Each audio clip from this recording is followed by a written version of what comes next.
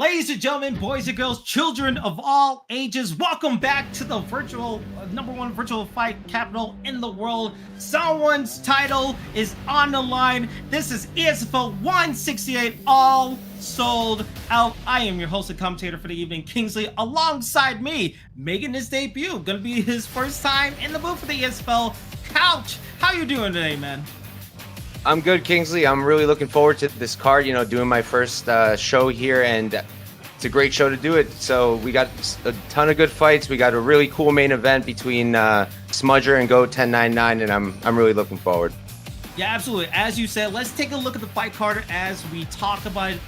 Again, this is a huge stat card, the hottest card that we have all this summer for the ESFL on the PlayStation side as we're taking flight. As we see in the main event, GOAT1099 3-0. He is defending his title against Smudger, the fight that everyone wanted to see on the PlayStation side. If GOAT wins another one, he might be the king of the mountain, getting that real-life title belt that we might see later on in this season. Then going down the card, you have Vanio going against Romero, a highly touted co-main event. Then you have Book versus Dave. That's also amazing. 11 Bravo versus Papa Doc. Nasty versus EdParker, who was returning to the ESFL to fight once again. Then you go down to the prelims, versus Style versus Storm, Burn versus Cycle Shark, Amazon, Tech, Leppo versus Dandana, then Wordlife versus K1 Bum, and then Multi-Jesus versus Ziggy Boy. This card is stacked up to the brim. So, Couch, when you're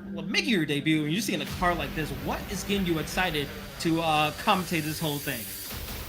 Yeah, I mean, I've been checking these guys out. We have a lot of really good finishers, a lot of really good strikers, so I think it's going to be a lot of fun to watch. We've got some nice matchups, and I'm really looking forward. I mean, there's a few guys who I am pretty familiar with. I've seen K1 Muay Thai Jesus, who's going to be in our first fight. Seen him perform before, and he's a great fighter. So looking forward to for that fight to start the card. And yeah, absolutely. That is going to be something to see. And guess what? We're going to see it right now because they are in the fighter selection screen. It is our first fight of the night. Ziggy Boy versus Multi-Jesus.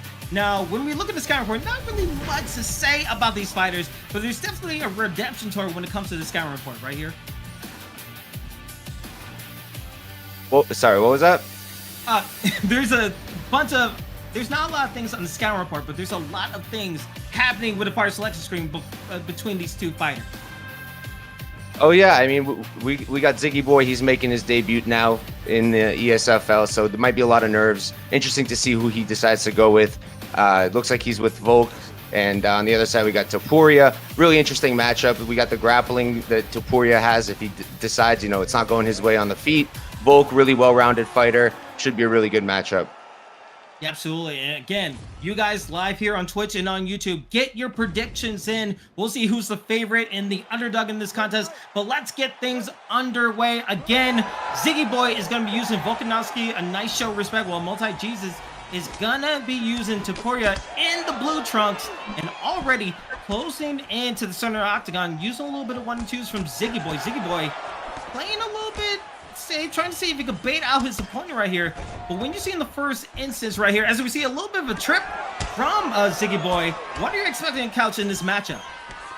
Yeah, I mean, right now we see both guys are mixing up targets, going to the body, going to the head. Really good stuff. You want to start draining that stamina on the other side. And I mean, look at this. We've already got a war going on, and this is sick. Yeah, this is absolutely sick indeed. And right now we're seeing body shots being for Ziggy, trying to get away from the takedown, but a nice takedown right there into half guard. And now here becomes the chess game with 3:38 left in this first round. Multi-Jesus is going to have a lot of time to play with, especially with the grappling advantage. Meanwhile, Ziggy Boy will try to be patient enough to get out of this situation. I know when we usually play the games, I usually panic. I don't know about you, Couch, but sometimes it goes back and forth when it comes to these fights. Yeah, I mean, right now I'm honestly pretty surprised to see Muay Thai Jesus even grappling. That's not something I've seen often from him. But so far it's working for him. Volk working his way back up to the feet. And let's see now what happens. There we go. Yeah, good stand up, a good denial of trying to take him down once again, while Ziggy Boy playing outside of the octagon a fair bit. Meanwhile, like in that clinch.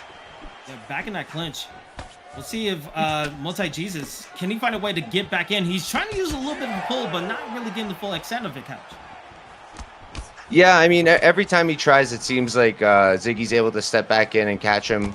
Right now, both guys working up close. Ooh, that was a nice combo. Oh, and seems like we have a little bit of a T-pose, as we see here, as we're back into action. That's what happens on the live broadcast. Sometimes you get a T-pose, sometimes you go for a head kick, and it completely whips into a nice takedown, but gets denied. Good execution by Ziggy. That was very nice takedown defense from Ziggy. Well done. As we're approaching closer and closer to the 1 minute mark of the first round right here, we see that doctor bag is on Ziggy Boy. He's getting hurt a lot, getting punished. But again, another, I don't know what's happening, but it seems like we're just going through the chaos. Ziggy Boy making an impression of saying, you know, he's going to play Gary's mod in UFC 5. But that has, like, multi-Jesus, he's still going forward, right? He's not letting that dissuade him from his actions. He's still pressing forward, even though he's going through some complications against his opponent. Yeah, and I mean, he's doing a great job doing damage. And, you know, you see Ziggy, he's starting to really use up that stamina pretty quickly. So let's see how it goes if we make it out of this first round. We got about 10 seconds left now, up against the cage. And he gets a takedown. He gets a takedown. That would be the defining moment of that first round. We saw a good counter punch being landed for both sides, but you can see that bean gash on the left side near the eyebrow and just a little bit of cut on the cheek. But as we take a look at the replays right here, you see a lot of jabs as we're going out of the replays, going to the second round. What do you think Ziggy Boy needs to do to adapt in the second round with his game plan? So I think he needs to slow it down a little bit. I think the nerves of making his debut might be playing into this a little bit because he's kind of running through that stamina. He's getting countered a lot. And I just think he needs to slow it down a little bit. Vicious rock. We see it right there. We see multi-Jesus. He has experience. He's not an up-and-comer. He's trying to find his way back into a takedown. Tries to find it, but no. Stays in the clinch. Going to getting a nice backpack. But can he get a way to bring his opponent down? He's had success in the ground. But do you think he just needs to stay in this little clinch game right here, Couch? Yeah, I mean, I don't see why not. He just took the back. I mean, that was nice. Yeah, very nice. And you see him being a little bit patient. Could go for submission if he wanted to, but wants to drain that stamina. But goes into a backside. Could go for a posture up. Still has plenty of time to work with. As he goes for a posture up, gets nice 2 jabs and goes back in. Sometimes you don't want to be too careless or go overzealous with the striking. Maybe he wants to find a way to get a submission right there, Couch. Yeah, it seems like he's working towards it. Ziggy's working hard, though. He's working hard to get back up on his feet. And now we're in side control. Yeah, back in side control, but pushed back into half guard. Volkanovski trying to find his way to go back to his stand-up to at least avoid this kind of ground and pound pressure. But multi-Jesus, he's making so much work for him, trying to find his way out. But going back to half guard, can he find a way to get out of it? We'll have to find out because there's still plenty of time with 2:20 left. Yeah, if I'm Ziggy, I would maybe stop throwing as much and try to focus on getting back up. But I mean, he's doing a pretty good job with those elbows. Those are landing. Yeah, they are landing. And again, another jab. Just simple jabs. Not really going for like the full maximum output, but just saying, hey, I can jab you. I'm not going to be predictable with my type of striking. I'm going to keep you where you're just not feeling the rhythm so far. So what do you think Ziggy needs to do? Maybe try to go to full guard, maybe try to get a reversal? Because it seems like he's just taking constant punishment here. Yeah, I mean, he's taking some shots at nothing too big, but I think he's doing the right thing at this point. Now he's got to start focusing on getting back up. You know, those elbows were working. I was wondering maybe he might get a cut on Muay Thai Jesus, but I think he's got to start focusing on getting back on his feet. Yeah, he has to get back on his feet because he had the red screen of death almost. That head health was very scary again low. As we see Tapir again, a top mount right here. Multi-Jesus has been having a masterclass of just going to side control, going to half guard, but now going to top mount. Even though his posture up hasn't been doing a lot of input, they have been effective. They've been scoring throughout this whole round. So with 20 seconds to go, if you're Ziggy Boy and you're probably down 2 rounds, do you think you have to throw the kitchen sink in the 3rd round? Yes, absolutely. And he's got a decent amount of stamina left. You know, it might get a little bit tough, but he's got to go for broke. Otherwise, I don't think he can win this fight. Yeah, and we'll have to see if he can go for broke because we saw the clinch game. We saw the ground takedowns. We saw the posture ups. Everything has been working for MTJ in this situation. When you take a look at the fight stats, 50-18. Significant strikes and total strikes going in favor of MTJ. Can he do it again? Can he go for the clinch? We'll have to find out in this third and final round.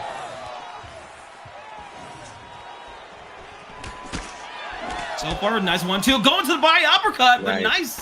Ziggy doing such a nice job landing his strikes. Going to the body, leaving out the head open. Oh, good slip into a straight. Working so well. And he goes for the takedown. Yeah, that was an interesting decision. You know, it might work out for him, but I feel like he's better off staying on the feet if he's going to need that finish because, you know, Volkanovski, not the strongest submission game. Oh, and he stayed too close to the sun. He gets tripped down, and now he got put in a half guard position. He had so much success with his striking, as you said, Couch. But the fact that he got tripped up and stayed there so long, that could have been detriment of his whole game plan. Because now, we saw in the second round, he stayed in this for like a good 2 minutes. There's only so much you can play with, especially in this prop position here, Couch. Yeah. I mean, at this point now, Ziggy's working back up. I think he made a mistake there initiating that grappling because ultimately he ended up on bottom.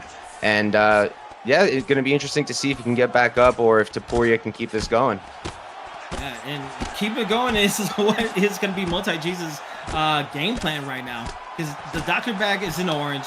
He's draining that stamina as much as he can. It's so tough to get out of the situation like this. Because it's not only like he's going fully crazy with his striking, right? It's these pot shots. These pot shots take so much time away, and all he has to do is just tick it away, but he gets up. Ziggy has a chance now. Let's see what he can do here. Kels, what are you expecting? Maybe an overhand head kick? Oh, yeah, what a right there.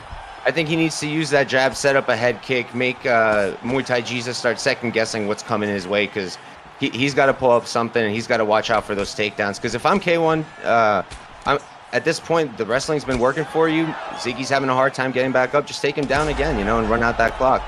Oh, and the overhand just whips, and he got punished for it with a nice flash rock by on Ziggy Boy. While MTJ playing the back of the octagon a little bit, circling around towards the center, taking his time, not going fully crazy with the pressure. Knows where he's comfortable with, but you see Ziggy constantly going for combinations, but keeps on getting blocked. Doesn't have enough for a trade. It gets rocked. Hit on the body. Hit on the head. MTJ says, I might be 0-1, but I'm certainly to try to get into the winning column with these type of strikes here. Kyle Jesse gets another rock. Wow, yeah, I mean, this is fantastic. He certainly doesn't look like he's 0-1. He looks like he's out here beating everybody because this striking is so clean. All the counters are really nicely set up. This is a great fight. It's a great fight for MTJ because he's doing such a nice job with his groundwork, with his striking. Just has a whiff right there, but the uppercuts are not working for Ziggy as he only has 10 seconds left. Has to go for something drastic. Not able to get it. Will we see a knockdown? Oh, wow. 1 second left. I was wondering if he was going for it. He saw his opponent commit so many times to the combinations. Drained his stamina low. Hit him with a nice right hook. Look at the replay right here, Couch. I mean, that was incredible. 1 second left on the clock. I mean, he pulled a Max Holloway right there. That was beautiful. Yeah, just point it down, says, you know what, let's go for it. Gets a nice right straight, not a hook, but able to get it. Congratulations to MTJ Multi-Jesus, as he's now 1-1 in that PlayStation ESFL rankings. While Ziggy Boy, you know, sometimes the debut, they could get a little bit onto the pressure points, onto the nerves. But for Ziggy Boy, that's his debut. There's a lot of work that he can do to improve. So what are you expecting for both these competitors coming out of that fight? Yeah, I mean, for Ziggy Boy, he's got to come out. He's got to reevaluate the game plan, the decision making. You know, going for that takedown, and I believe that was the third round, wasn't the smartest move considering he was definitely down 2-0. And Muay Thai Jesus, you know, I mean, just keep doing what you're doing. The game plan was there. I thought he looked great. Maybe that first loss that he had was just also the debut jitters. And I think he just got to keep doing what he was doing because that was a really good performance from him.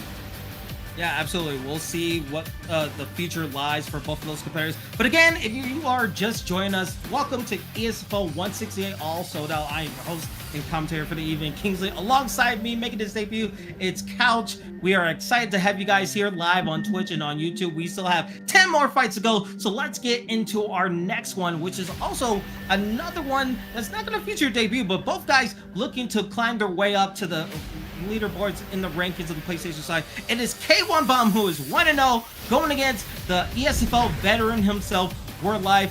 When we take a look at the scouting report here at Couch, this one is between a high riser versus someone who's been in the game for such a long time. Yeah, with K1, I mean, he won his debut out at 166 when he beat Leppo, who we're going to see later on the card. Looked great there. And Wordlife, you know, very experienced guy. He's a great striker. He's got good counter grappling, can keep it on the feet. And he's got a bunch of wins now. He's top 10 most fights in the ESFL history. So he's very experienced, and this should be a really good one. Should be a really great one, and especially with the fights that we have, Islam Makhachev versus Charles Oliveira, a dream match made in heaven. Hopefully we get to see this in the future again. But let's see how this all goes down, as I want to say we have Wordlife using Charles Oliveira pick, going against Bum, who is using Islam Makhachev. Now, in the real life, would you be more favorable to Islam Makhachev in this kind of matchup? Yeah, I mean, I kind of have to be. Islam, he's got that really strong wrestling, and the submission defense is really good. And that's kind of where Charles Oliveira is strong, you know, is the submission grappling. So if you can take him down and control him and do your own damage, you got a good thing going. So stylistically, it's a favorable matchup to it in Islam. Yeah, and we'll have to see if they can put that real life information into the game right here. Because right now, Wordlife, being the vet he is, he knows what has to do. Goes for a transition, bait it out, and goes for an uppercut. A nice little combination from Wordlife. But now it's up for the kicks. Bum, able to scope that out, gives a nice punish, and sees his opening right there. I think he's waiting for the kicks to maybe answer with some punishing counters. Yeah, I really like the kicks that he's using right now, going to the body. I think that's really important. Start draining that stamina bar. And right now, yeah, I mean, so far so good for him. Stuffs that first takedown. Yeah, and that's kind of going to be the game plan for both of these guys. Not only are you going to have to focus on the striking, you need to focus on the grappling, because the ground game for both of these guys are absolutely insane. Meanwhile, slower pace. We're still halfway mark of the first round. Nice body shots. And I feel like what could also play in this matchup right here for Bum is the range game. So far, he's been connecting with those body shots. Not able to get that there, but right now, I think this game is a lot better than what we're seeing from Wordlife. Yeah, I just think he needs to also start mixing in some hands. He's been pretty kick heavy, and it's going to start being a little bit easier to get a read on him if he just keeps going that way.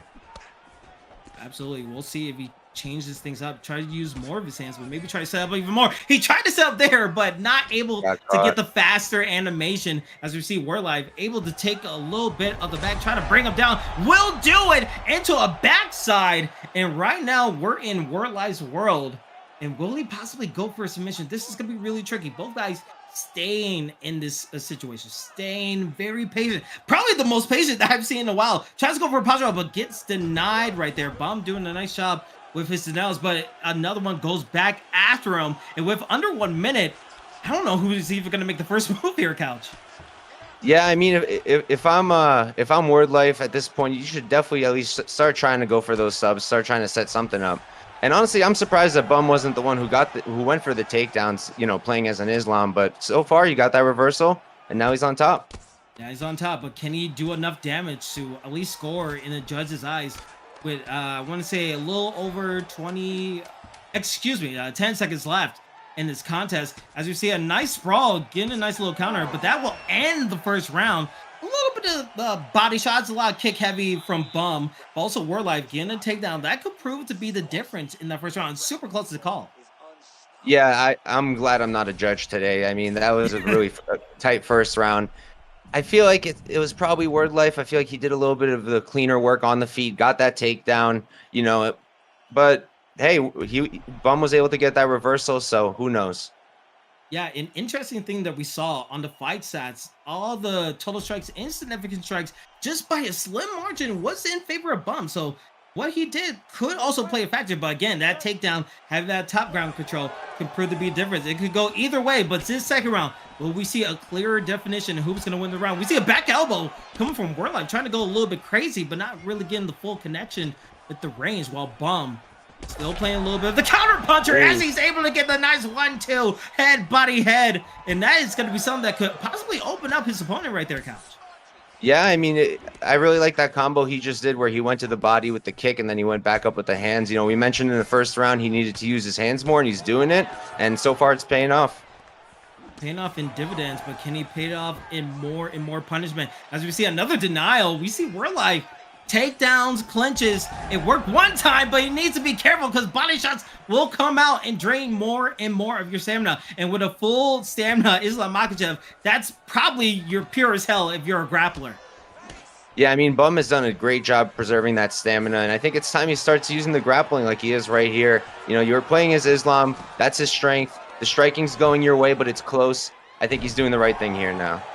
Yeah, able to get the takedown with the backpack, and now has full control of the back. Will he try to pull it up to a top mount, or maybe get his opponent into a bait where he could go for a submission? There's plenty of time to work with.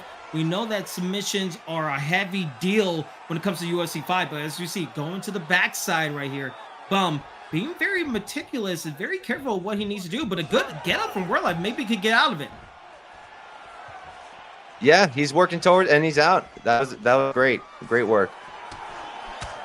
Amazing work, and right now, back here, this is where Bum has been doing most of his work.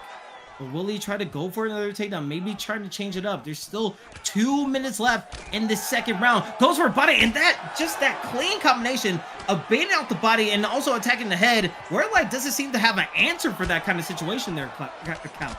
Yeah, he needs to shore up that defense a little bit. I think he needs to stop looking for those elbows because they're kind of just leaving himself open for counters, and Bum is taking advantage. Yeah, he's taking advantage, and you see Wordlife trying to go for a kick and going straight ahead, but not really getting the full distance as he wants, as Bum being careful, tries to avoid the clinch, does it with a nice 1-2 with a left hook planting, but that black gauge is being low. Slips are coming out from Bum. Bum kind of creeping in, trying to find his way. Maybe tries to go for a head kick. I can see a head kick coming from Islam, but going for a takedown, able to get it, trips him down, and now to the full guard. Yeah, that was a great takedown, and I think that was smart for him. You know, try to clinch up this round. To me, it seems like he might be able to win this round, especially with that takedown. And now let's see what he decides to do from here.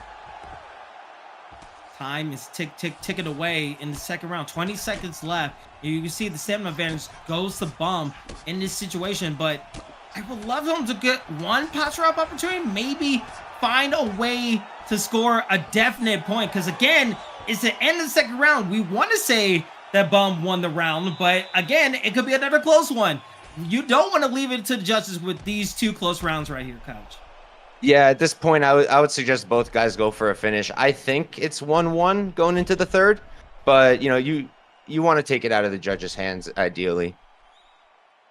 Yeah, you don't want to leave it to the hands of the judges. But look at this takedown right here, as we're seeing on the replays. So far, it's been good sailing when it comes to the takedowns, but this third and final round, let's see what goes down. Will we see a knockout? Knowing our luck, it might probably be a submission, but let's see how this third down goes down, as we see a nice left hook from Bum. Getting closer and closer. Hopefully we'll see Wordlife finding a way to... He's blocking up and down. He's trying to predict what his opponent's going to do. Trying to go for an ankle pick, and is able to get it. His third attempt, and he's able to get inside control. Yeah, that was a great takedown, and now, you know, if I'm him, I'm going full mount or hunt for those subs. He definitely needs to get something going with it. Take advantage of that takedown. Yeah, and already with 4 minutes left in this third and final round, Wordlife needs to find a way to get some punishment on his opponent. Both fighters have been fairly clean. I know we see a little bit of blood on the octagon, but not really any doctor bags or anything like health events that we've seen so far. But let's see if Wordlife can take advantage. We know the submissions are good, but goes in the backside. And I feel like maybe ground control might be the name of this game so far. Yeah, I mean, we've spent the majority of the fight on the ground for these almost 15 minutes at this point, and it's been back and forth, but so far we've got Wordlife in control here. Yeah, Wordlife is definitely in control. Stanley has plenty of time. Usually in the ESFL, we see a lot of fast-paced like transitions. People are being aggressive when it comes to their movements. But it's interesting to see just the slower pace, trying to play like mind games with your opponent, like a little bit more of a chess game that we see in the ESFL before. But with 2:20 left, ground control into a back flat. Good job from Wordlife. And now is able to get some punches. This will score really well. And Bum is losing a lot of stamina. That stamina is drained down, but gets a good denial. Bum doing a nice job because he knows a rear naked choke probably could be in the wings, but Wordlife still staying calm, still staying cool. Couch, if you're in this position, if you're Wordlife, do you just like stay in here, try to go for more striking, or do you go for more submissions to put a definite bone in this round?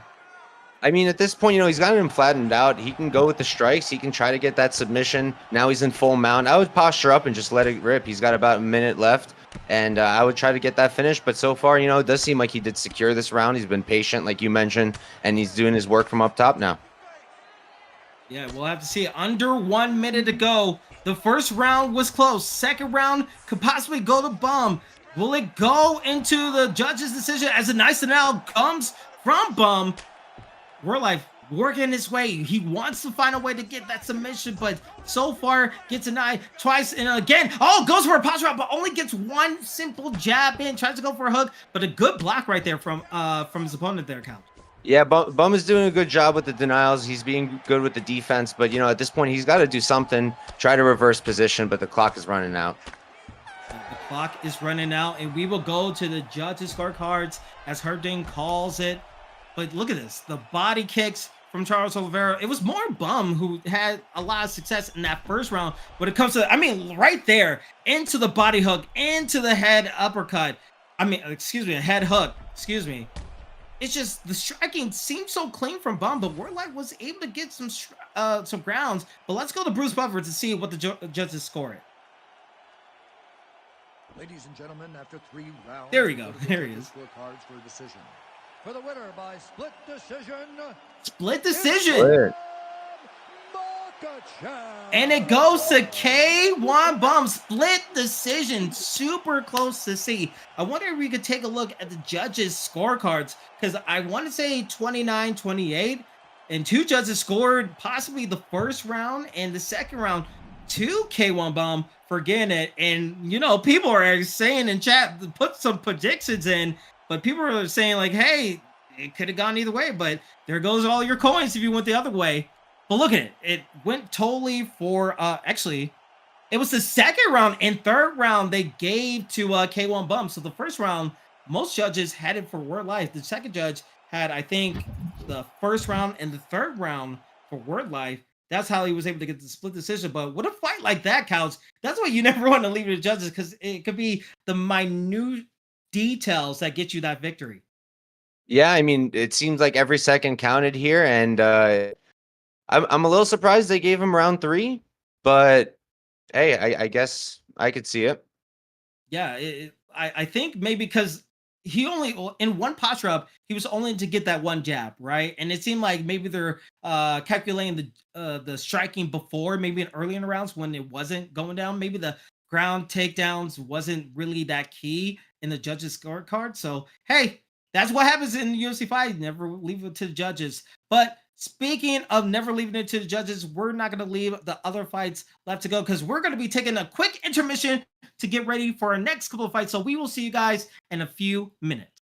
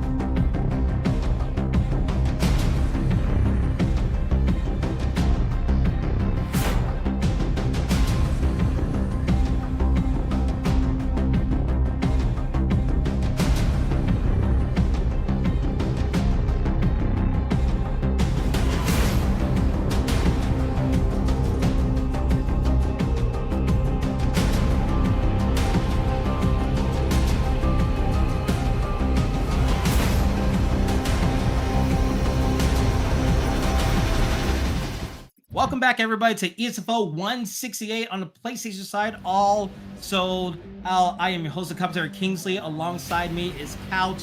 We are here live on Twitch and on YouTube. And so far, we had 2 good fights, but we're going to keep this train rolling because our next fight is ready to go on the fire selection screen. It is going to be Leppo, who is 0-1, going against Dandana Cam, who is also 0-1. So someone's O has to go. And when we take a look at the scout report here, Couch, this one is both hungry competitors. Yeah, I mean, both guys, they got a chip on their shoulder, right? They're going into this fight. Both of them have 1 loss. This is their 2nd performance in the ESFL. Dandana over here, he just picked Duplessis, it seems like. He's got a great submission game. He's got a good fight IQ. And he did lose last time out against Kratos, but I think this is an interesting matchup for him. And Leppo, you know, he's a good grappler. He does that well. He does make some mistakes sometimes. He doesn't do the things that he should be. You know, sometimes he'll have success grappling and he'll choose to strike. So it'll be interesting if he comes into this fight and corrects that. And we'll see how these both competitors do, especially with Dreykus versus Sean Strickland matchup. We saw how it went down in real life, and we know that Sean Strickland was, I think, an underdog in their last contest. But this one, how will it play out differently? But Someone's-O has to go as Leppo, I think, is in the red trunks using Dreykus, and we see Dandana using Sean Strickland in the blue. Actually, excuse me, Dandana is using Dreykus, and Leppo is uses Sean Strickland in the blue gloves. So just reverse that all around. But already a faster pace, and we're seeing a little bit of a trick right here. Leppo already taking his opponent, actually, excuse me, Dandana getting his opponent down into the backside. And this is the kind of pace that we were expecting for both these competitors being so hungry for a victory. Yeah, absolutely. Like I mentioned, you know, both guys so far, they don't have a win, and they're both looking for it. And you can tell Dandana, he came out hot, went for the takedown immediately. But that was a nice get up from Leppo right there. Yeah, and make sure you get your predictions for all of these fights, because some people I saw were rooting mostly for Dandana as he gets a nice slam with the takedown into side control. Well, Leppo is kind of a back foot as the underdog in this situation, and into a crucifix suit. Counts. This could be a lot of trouble for Leppo. Yeah, I mean, that's definitely not where you want to be right now against someone like Dreykus, who does have a good ground game, and now he's hunting for that submission as well. Wow, can we finally see our first submission of ESFL 168? It's getting closer and closer. That stamina is getting low for Leppo. Leppo is trying to get out of it as much as he can, but that stamina is draining. It's winding. Dandana going for it. Could he possibly goes for rear naked now, but not able to get it one away to get out of that submission? Yeah, that was great work from Leppo there, and now it's going to be interesting to see what he decides to do from here. Is he going to stay on top? Is he going to let him get back up and try to do work on the feet? Yeah, let's see if he can, because right now he's staying in the ground game. He's staying in the thick of it. Gets a nice denial. That's very key. That's the first step of him getting advanced, and now into top mount. It was all looking Dandana, but now Leppo flipping the script, flipping the page, able to get a half guard. Gets a nice hook. Gets another one. Gaps. Everything is working really well. What a momentum shifter for Leppo. Yeah, I mean, in the first few minutes, in the first half of the round, it looked like it was all Dandana, especially on the ground. But now Leppo doing his work. Great job getting up there, and now able to get some points of his own. Yeah, and talk about the confidence, right? I was about to say the confidence of Dandana might have been shot, but able to get the reversal. So now it's his time with 1 minute to go. We saw the posture up from Leppo, able to get some strikes. So what can Dandana, can he get his way to steal this round again? Gets a nice denial, needs to go for a posture up, not able to fully get another denial. 40 seconds right here. Can we expect another reverse? So we do. Here we go, Couch. Yeah, I mean, back and forth we go. This has been a really high-paced match so far, and we're just in the first round.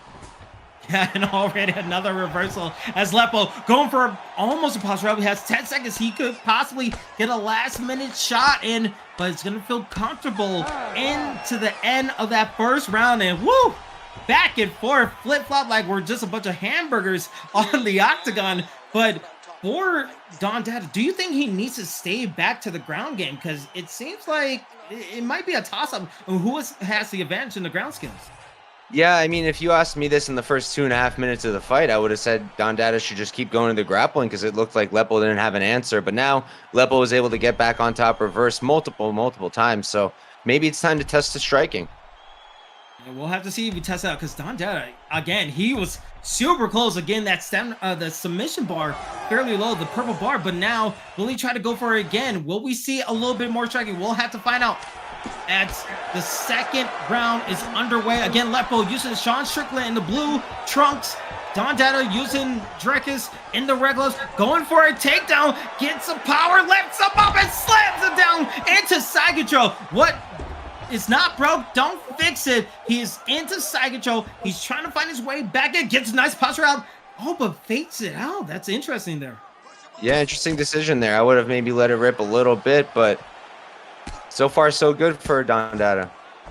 Yeah, I wish he was a little bit of a Beyblade. That would be amazing to see if he could just let it rip and just punch him in the face. But right now, try to get a little nice situation as he gets a denial for that timeout. And now here we go. He's letting it rip, getting these strikes in left, right. Everything's landing, but a good slip from young Leppo. Leppo find his way to at least try to find into half guard, but gets denied again. And now, same as the first sequence, gets enough, but gets a nice block. Oh, the block case is low, but the strikes are coming in. And right now, I think Dandana has learned from the lessons of the first round there, Couch. Yes, absolutely. I mean, in that first round, we saw multiple reversals from Leppo, but right now, Leppo's stuck on his back like he's glued to the mat.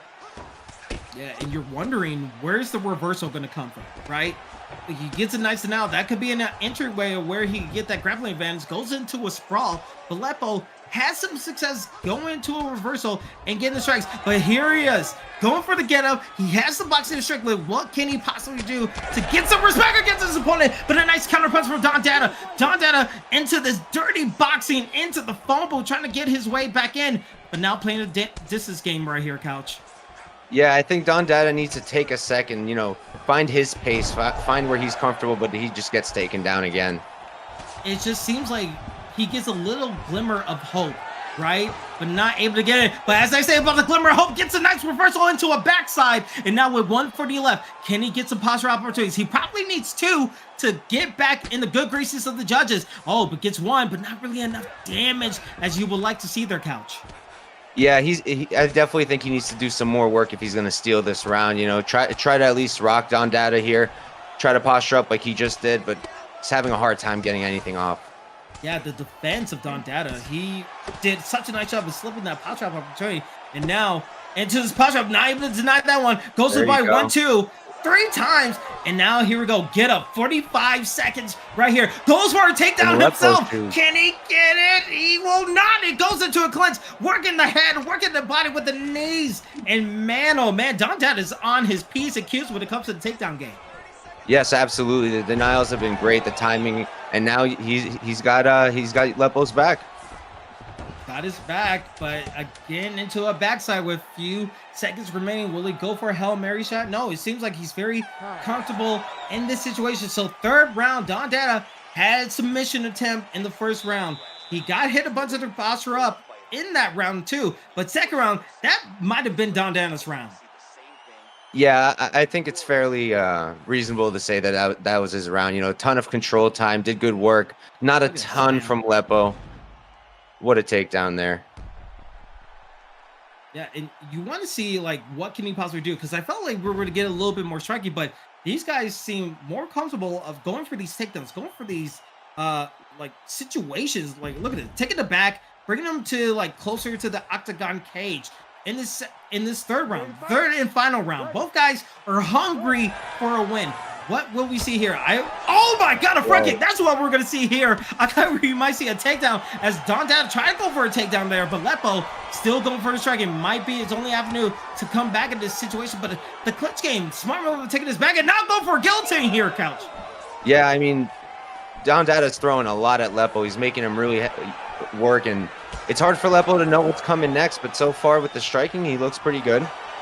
Yeah, you look good. He got a nice combination. Oh, if that uppercut landed, that could have been a rock. Oh, good slips. Now I think Leppo's feeling it. I think he found the sweet science of his boxing, but Leppo got his opponents back to the cage. Needs to be very careful of the takedowns. Dandana gets a nice right hook for his troubles, but staying very patient. Oh, tries to go for a slip, but not able to get the full punishment that he wanted. Takedown. Will he get it? Yes, he will. Into side control. And again, it's Dandana's world when it comes to the ground game. Yeah, so far it's been mostly just him on the ground, Leppo, you can tell he really came out with some urgency in this third round. He was really bringing it. I think he seems to at least believe that he's down on the cards or really needs this round. So he came out urgent, but now he's taken down, and he's going to have to work his way back up quick.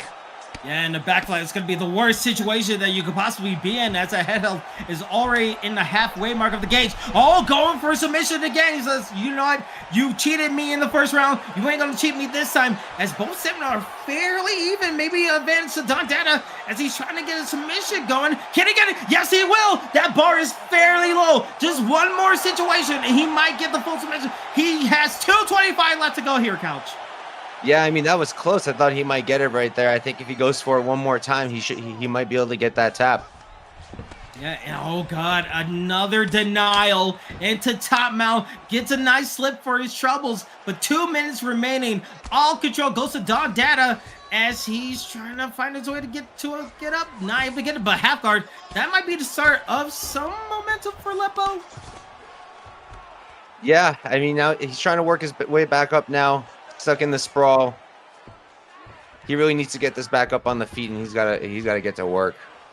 He's got to get to work, but I think that was a submission attempt from Drakus, but not able to get a good denial from Leppo once again. But this is just trading more time off the clock. No matter how many times you have to defend those submissions, those takedowns, already get into a back mount. Gets another denial from there. Going for a submission, and here we go. This might be this ending deliverance of the rear naked choke. He has that center down. He is closing on the neck, under the chin, and he will get it. Dandana taps out Leppo to get his first victory in the ESFL season. Yeah, I mean, we were talking about coming in with a chip on his shoulder, and he absolutely did. He came out there, high pace, constant grappling, and he stuck with his strength, and he was able to get his opponent out of there. Yeah, and it seemed like for Leppo, he was getting some advantages in that third round with his striking, but just the constant takedowns, the constant fear, the clinch, getting his back to the cage. It just seems to be too much when it comes to Dandana's game plan. So for Dandana, how appreciative are you of him going for submission? Because usually in the ESFL, we get knockout after knockout after knockout. And I know that one person who spent 1,000 coins on Leppo has to be very devastated that he lost those channel points in this situation. But how impressive is the submission game of Dandana? It was really impressive because, you know, from what I've seen with Leppo, he does have a good ground game usually. So to come out there and kind of dominate for almost 15 minutes, I think that's very impressive from Dandana there.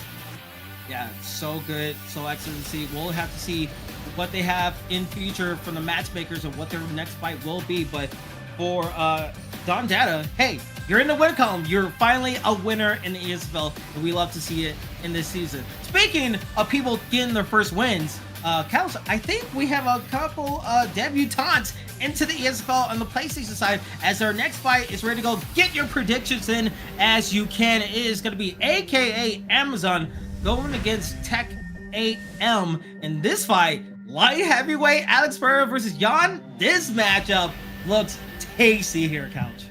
Yeah, I mean, two guys making their debut. It's going to be interesting to see how the nerves affect their performances. And we got a matchup between Blakovic and Pereira here. We've seen this before in real life, so it's going to be interesting to see if it plays out like that or if they decide to strike for the fight. Yeah, an interesting note for all you channel point bettors right now.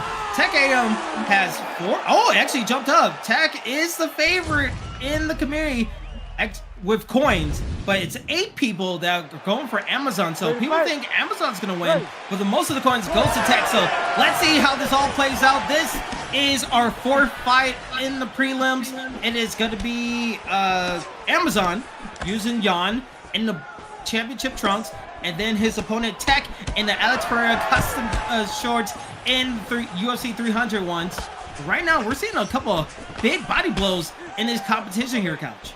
Yeah, both guys going right for the body, which I love to see. I think it's really important to start targeting that body early, and both guys are going for it. And wow, what a vicious rock from Alex Pereira. Tech is on his Tech 9 stuff as he skips some strikes. And right now, I think we might be in a slobber knocker here, Couch. Yeah, I mean, if they keep it up, I don't think we're going to leave the first round the way things are going already. Both guys very powerful, so could easily get a knockout real soon. This is fantastic so far. Yeah, and this is, we talked about this before the broadcast, but people who make their debuts have this different type of energy. The nerves, the pressure, everything goes up into this contest. You can see how the pace is reflected that as both guys going for kicks, going for leg kicks, and not any of them getting checked, but these combinations are coming in hot and heavy. Nice body straight. Oh, pull doesn't really work because that body was open up with a range game for both of these guys here, Cows. This might be a huge tell of what they want to do. Yeah, I mean, you got Amazon here trying to keep her close, and Tech doing a little bit better work at range. But he's getting hit to that body a lot, especially when he tries to do that pull.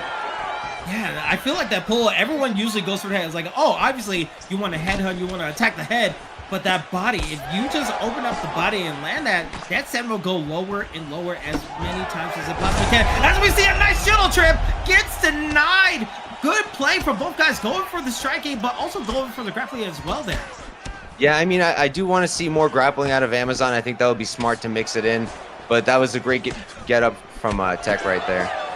Yeah, let's see what can Tech do. He's not trying to go for overhead, so maybe he's trying to go for a little bit more big home run shots, but he needs to watch out for those left hooks, because those left hooks are connecting from Amazon, trying to be king of the jungle and king of the octagon so far. But with 150 left, anything is possible here, Couch. Yeah, absolutely. I mean, now they're both beating up on the legs, still going to the body. And hey, I said we're not going to leave the first round, but now it seems like we might. And wow, oh my goodness, the head kick. If he just was a little bit closer to that hitbox, that could have been a vicious ruck for Amazon. But again, that's what we're talking about, right? He wants to get close up while Tech is playing a little bit further away. Like, it's just the combinations are coming in, but it's all about those leg kicks. I feel like once the leg kick is set up, maybe we'll see a little bit blocking low, and that opens up the head as we see a front kick trying to land with 15 seconds left. Amazon is taking a brunt of damage, especially with a cut on his bridge of his nose. But Cows, I have to go to your opinion. Who do you think won that round? Oh man, you're putting me on the spot right there. Be a judge, man. Be a judge. Let's do it. Let's see it. That's the one job I never want. I'm gonna lean towards Tech. I think he did the better work on the feet, caused more damage, you know. And I really do think it would benefit Amazon to at least mix in the wrestling, at least make Tech think about it, you know. Maybe you won't get the takedowns, but make him think about the threat. And you can see on these replays, look at those uppercuts, those hooks from Tech were landing so well. It's just my one main concern, and this is to credit for Amazon. Every time he saw the pull, he attacked the body. Every time he's attacking the body, keeping his opponent on those, like, you can't just predictably slip and think you're going to get away with it. I'm going to attack the body and make sure everything's going down. So, with a show of respect for both competitors, let's see how the second round goes as we see a spinning roundhouse for the first move, going with some chaos as a takedown lands for the half guard. But that's what you want to see there, Cal. Yeah, exactly. I mean, he went right for it, and I think that's a smart move, and now it's going to be interesting to see what he can do, and he gets reversed. It's just like the perfect timing, right? Like, you think you're going to amp him up, like, say, oh, yeah, you're doing so great, and then just instantly just switches up everything. So it's up to Tech. What can you do in this half guard position? Maybe go for a posture up. He gets a nice posture up, attacks him by twice. Try to get some little comeuppance from that first round. I see he got attacked on his body, but in the ground game, we see Young, he's being more proactive in the bound game. Maybe try to go for submissions. Maybe that's his avenue to get out of this ground game. Yeah, it wouldn't be a bad idea, at least to put the threat out there, you know. Try to do something. You don't want to get stuck here with Pereira, who I think if he keeps going this way, he can cause some serious damage. Yeah, and you can see the bridge of the nose just leaking out blood. A lot of it going to the trunks. And we see into top mount position. Gets denied. Tech is feeling it. He gets top mount. Now what can he do? Can he go for a posture? Maybe he's going to bait out submission. As we see half guard, good, nice little timing for his opponent, Amazon. Still trickling his way. Still climbing. And only goes into a sprawl position. Oh, but gets up there, Couch. Yeah, that was well done, and now going to be interesting to see how he decides to move forward. Oof.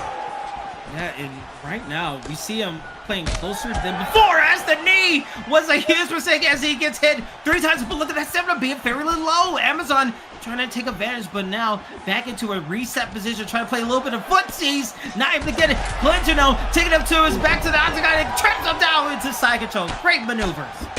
Yeah, that was well done, and now he's back in side control. going for that ground and pound. Hunt, he loves those body shots. He's really working that body, and I think that's smart. Yeah, very smart, and it also helps out with a gauge up above the timer of the grappling advantage. Will play out so well as he sees a takedown, gets denied, going to backside. Tech doing such a nice job in this round. Goes for a posture up, not getting full strike. Kind of taking a slow pressure, not being super aggressive, but it goes to the posture up. But as we see, going back to the get up, can Amazon break away? But he cannot with under 1 minute left. The knee. Oh, but oh my goodness! The knee! Turnabout is fair play. We saw the knee being punished by Amazon, but Check goes for a knee and gets hit himself as the spinning roundhouse not really connected. Both guys go for overheads. I feel like this is the most chaotic fight we had so far here, Couch. Yeah, I mean, the pace has been non-stop, back and forth, especially on the feet. It's been fantastic. A lot of head hunting now, but earlier they were working those bodies. Man, oh man, you have to think about it. Like, I felt like Tech was having the advantage in that round, but that knockdown could have just changed everything. One knockdown, had his opponent hurt, able to get a nice three-piece. Because look at that, 4 significant strikes to 10, and it was all Tech, but that knockdown could have been the deciding factor in that whole round. Yeah, I mean, that might have been enough to steal it. You know, the striking exchanges, I do think Tech had the better of them, but, you know, Amazon had good moments too, and then knocking him down like that might have stolen the round for him. Yeah, and we'll have to see what momentum does that shift for Tech. Does he try to play a little bit more conservatively in this third round, or will we see Amazon say, you know what, striking game is working well. If I could just stay standing up, if I cannot just go to the ground, I will have a chance. Third and final round of our second to last prelim fight. Let's see how it all goes down. Tech, again, using Alex Pereira in the custom trunks.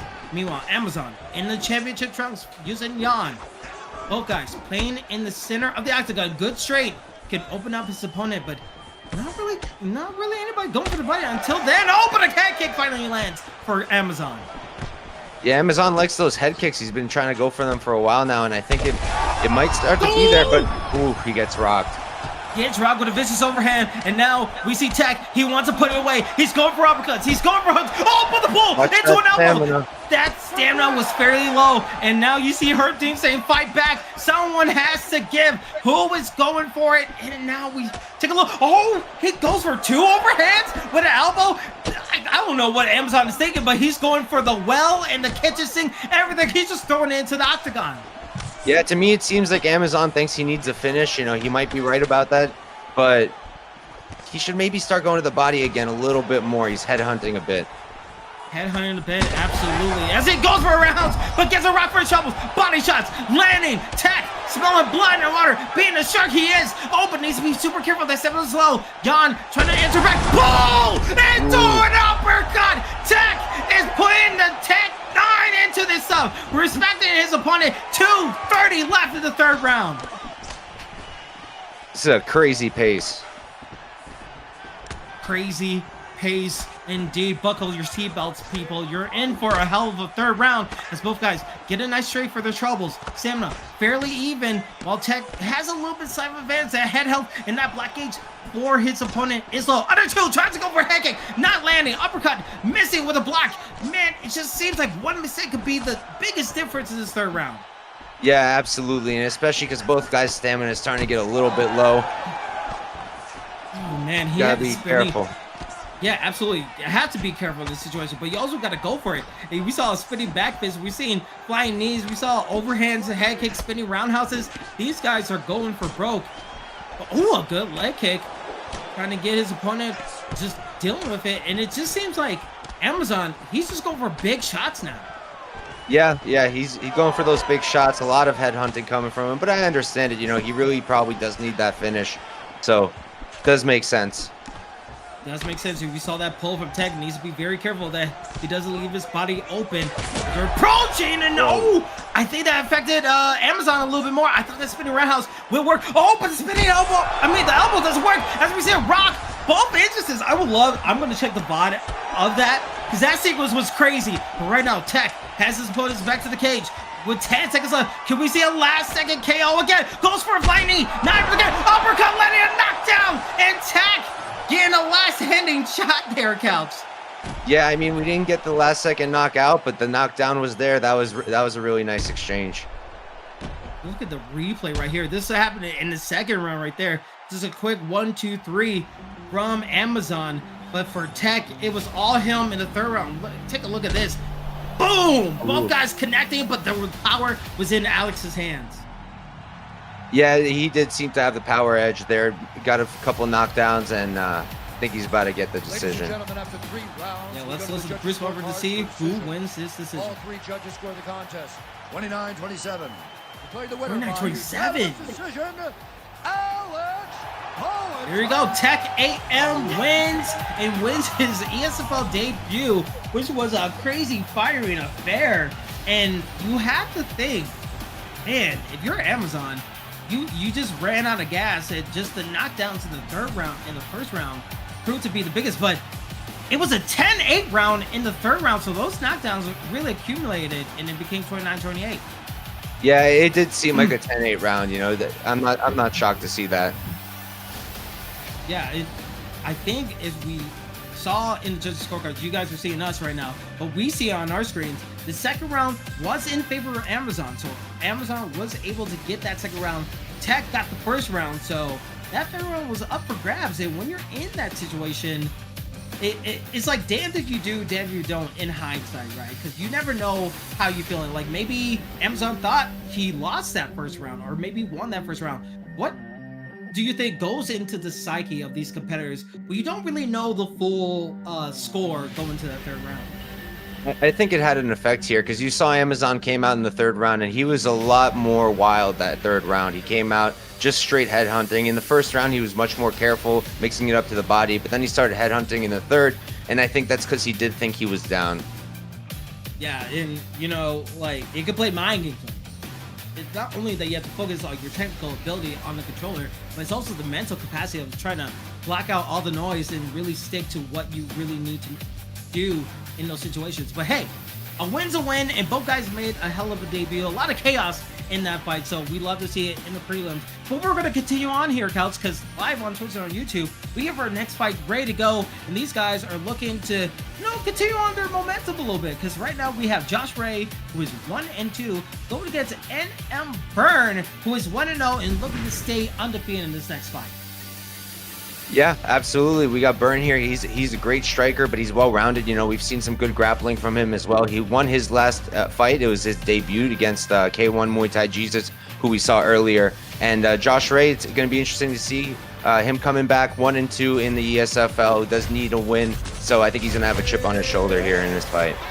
Yeah, and oh boy, hey, we're going to see fight number 4, Alex Pereira versus Israel Adesanya. We know that if we see any grappling, I'm going to be very disappointed. We need to see some kickboxing. We need to see some boxing. I want to see blood on the octagon mat, because this fight is looking to be a barn burner.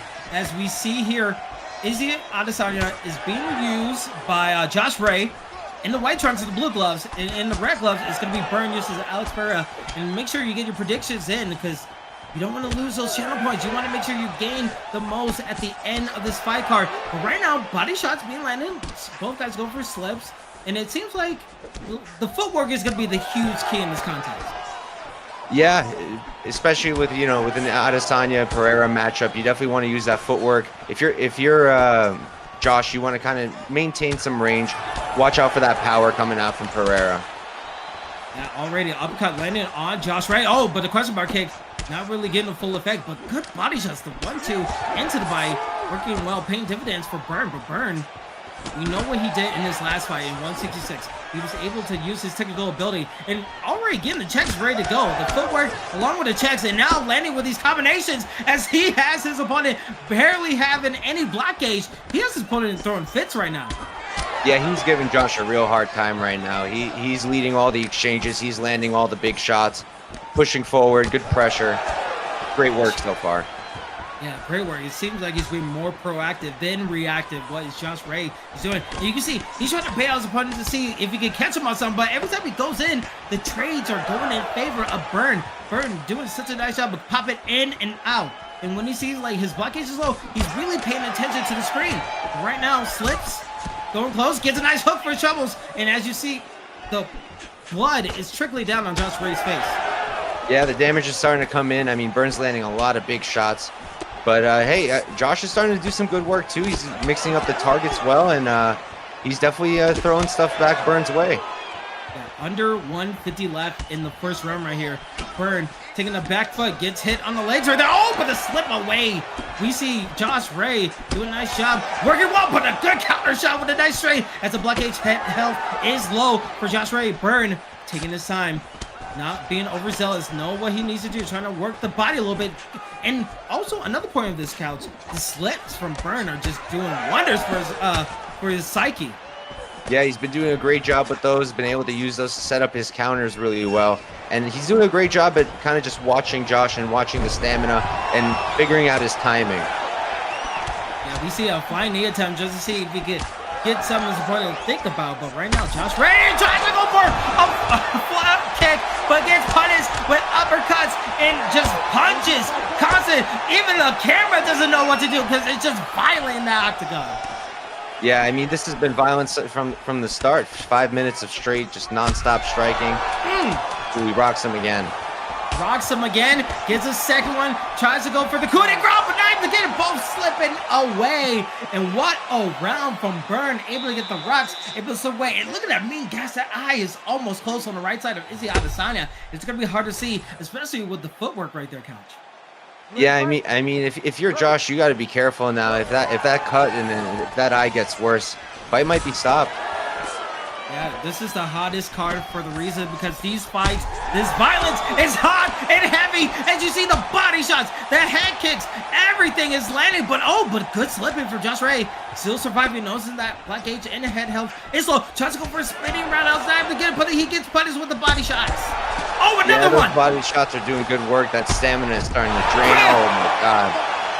As you see, Burn is the real deal as he is now 2-0 in the ESFL PlayStation rankings. And man, he was ranked number 24. I think he's going to go a little bit higher in this contest. Yeah, I wouldn't be surprised. I mean, so far 2-0 and both performances have been very, very solid in my opinion. Yeah, and it's even for Josh Ray, even though he was trying to find his way back in the fight, it just seems body shots, the slips, everything he wanted to do, especially for the move that led into the first rock. He missed a front kick, trying to go for something because his back was to the cage, not really getting the full extent of the distance, and his opponent, Burn, was able to capitalize so easily with the punishment strikes. Do you think it was just too overwhelming for Josh Ray in that type of contest?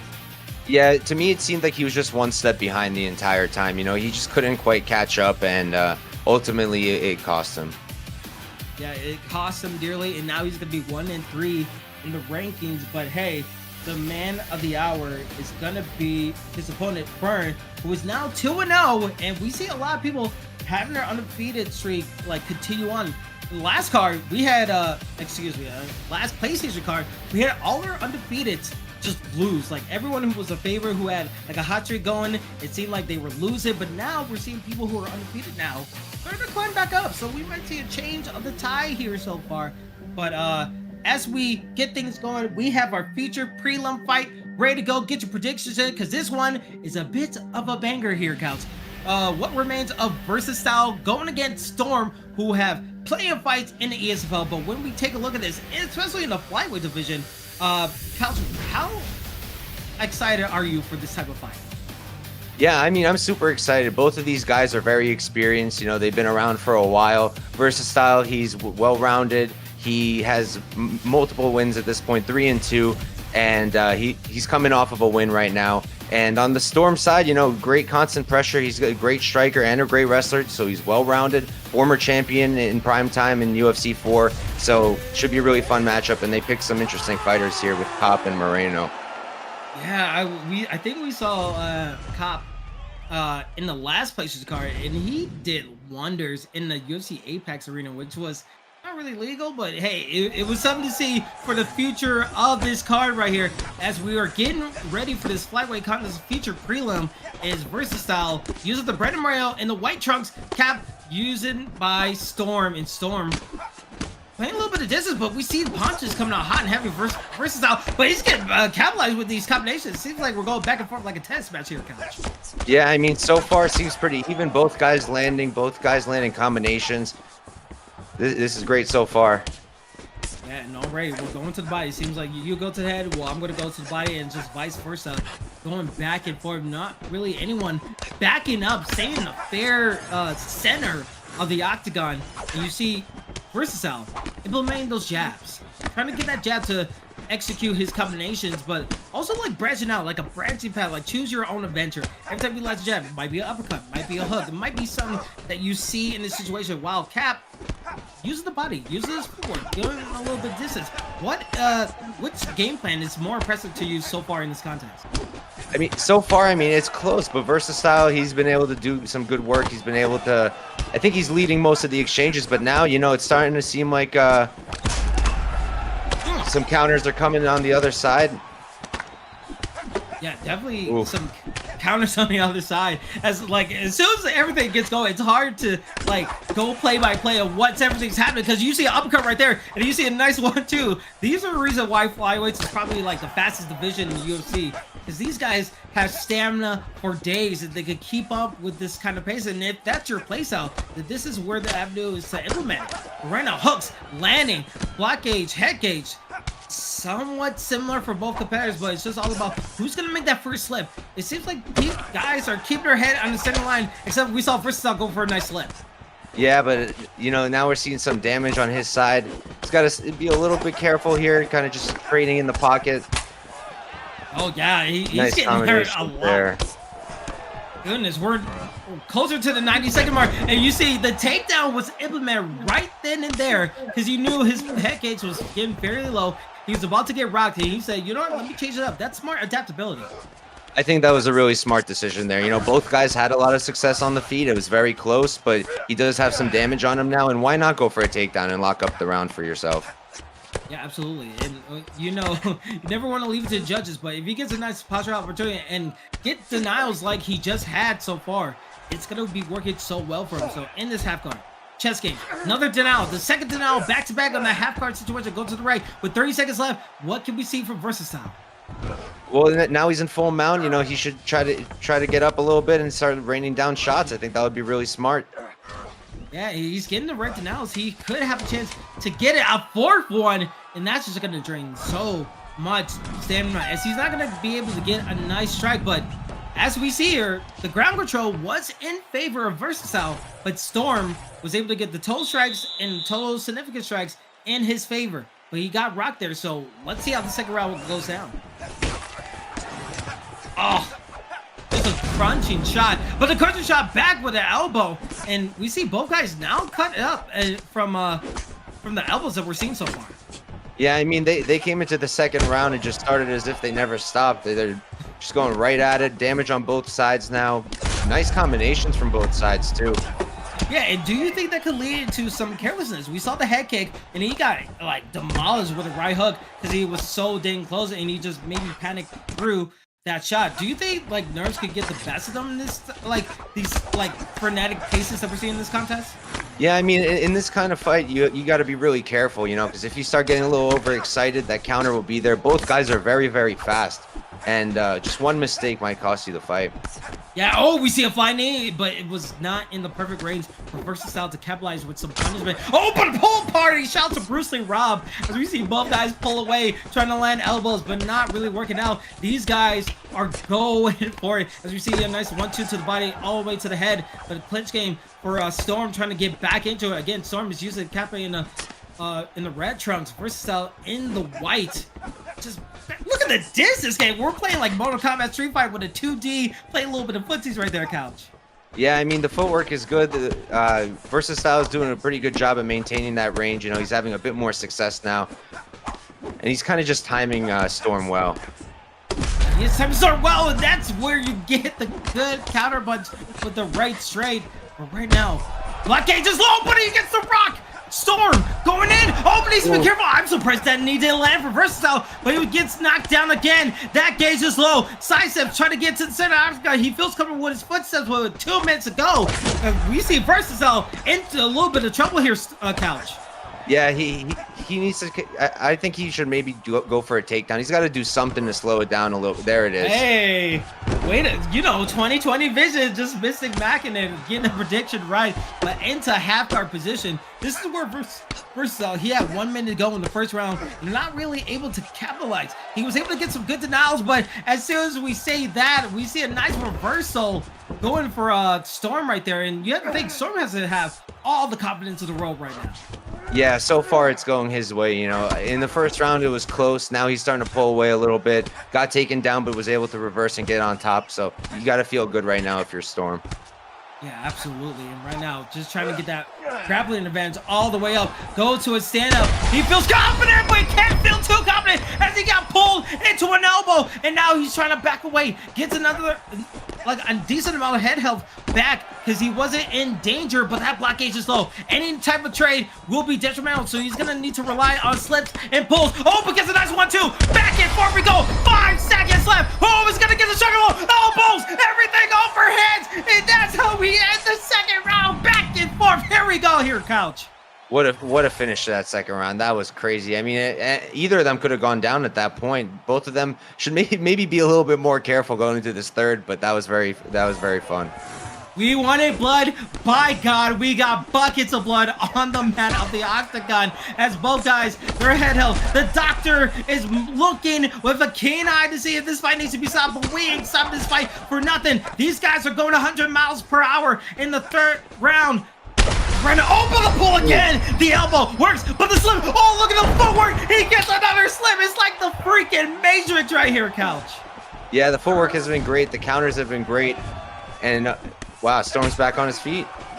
He's back on his feet, but for how long? He got knocked out so many times. He's looking for another rock. Can he get it? A good, just straight leg flip is straight again. Versus style. Can he finish the deal? Yes, he will. What remains of his opponent is nothing as Versatile gets the victory.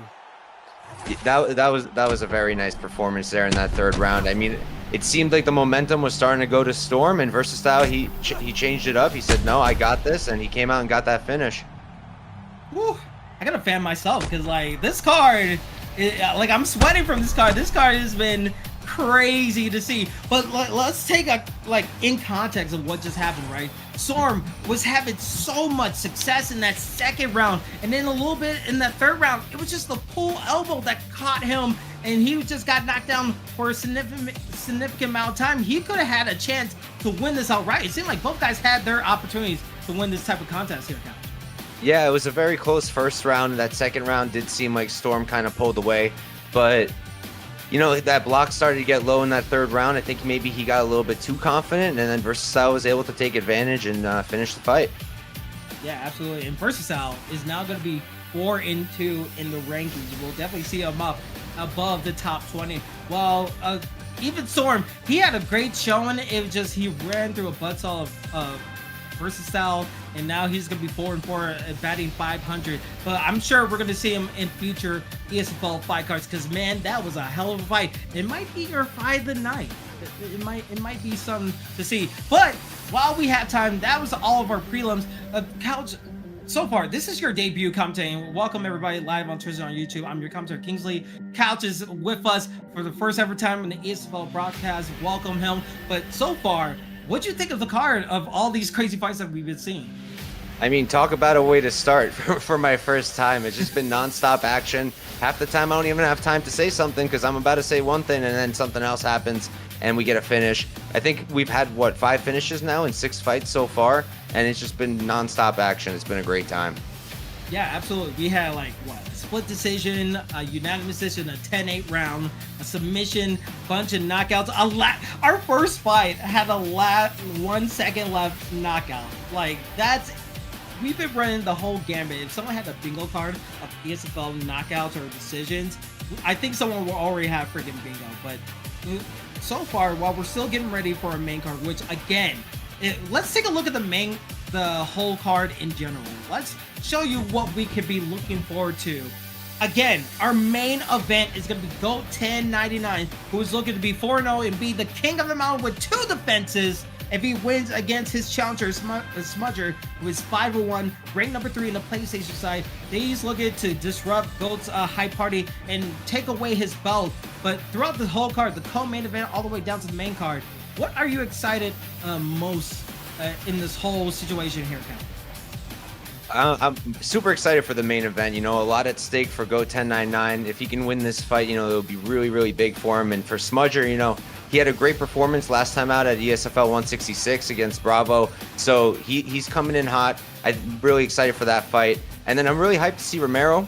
I think that should be a really fun co-main event. Looking forward to that. He's real good, and he's going up against Vanio, who also is a great fighter. So I think we got a lot to look forward to in those 2 fights. And then the rest of the main card, you know, it's a lot of fun. We're going to have a lot of nonstop action. And I think whatever we've seen so far, it's going to keep going. Yeah, absolutely. And like, talk about Romero. He did commentary with me, I want to say like 2 weeks ago. He said on the broadcast, like, you know what, if you need a last-minute replacement, put me in, because I'm ready to go whenever. He was going to get out of the booth like old ESFL style, where you just get out of the booth, you fight it, you come back in. He was about that life. So the fact that he's coming back in, he's 1-0, he wants to prove that, you know what, like, I'm not just a content creator, I'm not just a wrestler, I do all these things. I'm a renaissance man. So for Vanio, who's coming in last minute, this is sure to be an excellent type of matchup. But before we get to that, because that's the co-main and the main event, again, sign up on Discord if you ever want to join these events. We're live on Twitch and on YouTube. It's time for our main card fights, everybody, because right now, our next fight, ooh, I'm actually really excited for this one. It's an up-and-comer and Nasty, who is 1-0, going against the one, the only, Mr. EdParker, into this competition. Say less about him, but in the fighter selection screen, what do we have on the scout report for both these competitors here, Couch?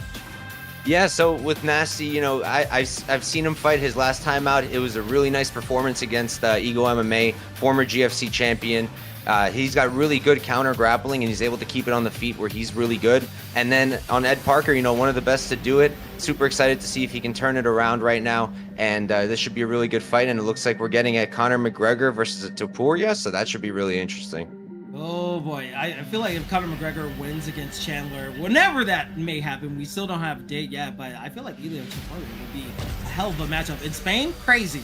But what EdParker said before this fight, when he said, when he was coming in as last-minute replacement, he said, and I quote, "Finally an opponent that ain't afraid to strike too." So I don't think we're going to be seeing grappling. I don't think we're going to be seeing clinching. We're going to see pure, non-stop violence in the start of this main card. This is what we're looking forward to.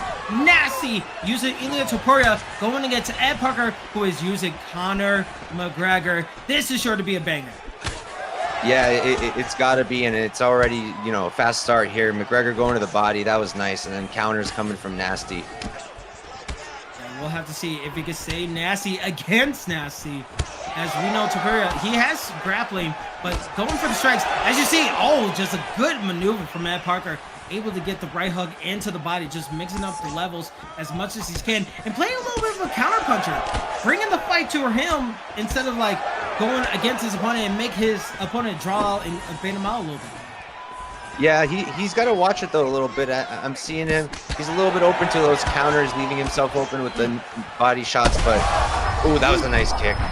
Very nice kick. EdParker is like he never left. He's still on his former ESFL champ type stuff as he's working with the knees. He's working with the kicks. Everything is working. It just seems like he's like a Venus flytrap, right?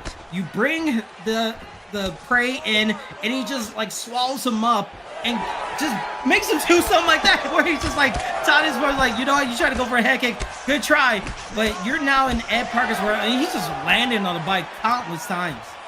Yeah, those body shots have been non-stop, and I mean, he's already doing a lot of damage there. Yeah, and the craziest thing is that EdParker, he was 2-2 in the season, right? So this fight, if he's able to get a streak of like good wins, shoot, we might see him in the like top tier of like the main fights in the ESFL. Meanwhile, Nasty, he won his first fight, but the fact that he's going into a next level competition shows that the matchmakers have faith in him in this contest. And you can see the pace that they're having with 2 minutes left. He needs to be very careful because right now front kick into a left-right is not going to do him wonders. Yeah, the defense for Nasty isn't quite there right now. He's taking a lot of damage to the body, now to the head. And it might be because it was a big step up. You know, he's stepping up against EdParker. And so far, he's having a hard time, I think. Yeah, it's like when you have a plan A and then they change up the tests for you like right then and there last minute and say, hey, you have a plan A, plan B, plan C, plan D. You need all the alphabets if you're going against an opponent like EdParker. And with a little over 1 minute left in this first round, what do you think EdParker needs to do to just keep up this consistent momentum? I think EdParker just needs to keep doing exactly what he's doing. I would just maybe be a little bit more careful with the defense for the head. But if I'm Nasty, you know, I know they were talking about just striking. I think Nasty maybe should try to mix in a takedown. Yeah, at least try to give him something to think about. Because right now he has his opponent back to the cage. That black cage is low. With 20 seconds, he could go for it, but he doesn't want to risk it. Tries to go for a nice body. Oh, going for an uppercut. Not able to fully land it. Good job on that pull right there. As he's trying to charge on, use a lot of his stamina with the 3 seconds left. And that's how we're going to end it. He went full on stamina dump in that end of the first round, trying to get some striking against EdParker, but not really getting the full effect. What do you think he needs to do in the second round to adapt his ability? Well, first off, I think he needs to start watching that stamina, because I think it's going to start draining more and more, especially if Ed could start landing more of those body shots that he's been doing, because he's been landing a lot of body shots. So Nasty needs to conserve that stamina. You know, he's doing pretty good work in the pocket, but I think he should really try to mix in some grappling, at least put that look out there. Yeah, we'll see if he does. He seems pretty content to stay in the stand-up using his footwork, but bringing his opponent towards the back of the octagon cage. Meanwhile, EdParker tries to go for a front kick, but not able to get the full seven. Gets a pull into the body. Perfect timing. Ooh. And oh my goodness, in a blink, in a snap, crackle, and pop, you just see the bones cracking. And he's connected with everything there, Couch. Yeah, I mean, EdParker has been on point so far with the striking. He's looked fantastic. The combinations are so slick. The way he's going to the body, to the head, back to the body. He's doing great work. Yeah, and just, jeez, with the knee and everything. Oh, but gets a nice counter uppercut. That's something that Nasty could work on, but needs to not be so reliant, because once Ed sees it, he's going to find a way to counter it easily. And look at all that stamina that Nasty is using. It's going to get depleted if he even makes it to the third round. Yeah, that stamina is really getting drained up, and I worry for him. If it starts getting lower, it's going to get harder, and then he's not going to be able to grapple if he needs to, you know? And look at all that work he done to the body, and now he's getting all the dividends that he wanted from it. Just working the body so much that it seems negative to the casual player, but once you see it, it just leads to rock opportunities like that every time, and that's our first body rock, I think, of the ESFL season, of this ESFL season. I'm sure someone can correct me, but EdParker, Vintage Ed, is back as Conor McGregor. EdParker gets the win in his featured main card fight. Yeah, I mean, what a performance to get yourself back in the winning column. You know, that was fantastic from start to end. Start to end, I mean, there's a reason why EdParker main event ESFL cards. There's a reason why he was a champion in UFC 4, in UFC 3, and the ESFL. There's a reason why people pay him in such high caliber, and take a look at his streams, because he's just that good. It's just Nasty getting a win and suffering a loss like that. I feel like that has to be motivation for next time, right? Because fighting in EdParker just out of blue, especially as a late minute replacement, you can't hang your head on a performance like that from Nasty. Yeah, you know, he shouldn't take it too hard. I think it was a big step up. It was a late replacement, you know, so not really what he was expecting.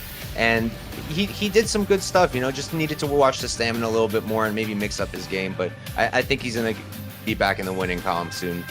Absolutely. We look forward to seeing it as we move on to our next fight. I want to make sure that all our mods are good for predictions. I see the predictions, so we're good for our next fight. We're going to make sure you guys get your channel points betted on as soon as possible. But our next fight is going to be another bit of a banger, as it's going to be Bravo, who is also 3-2, going against Papa Dog, a top 10 matchup in our next fight, as we see in the middleweight division here, Cal.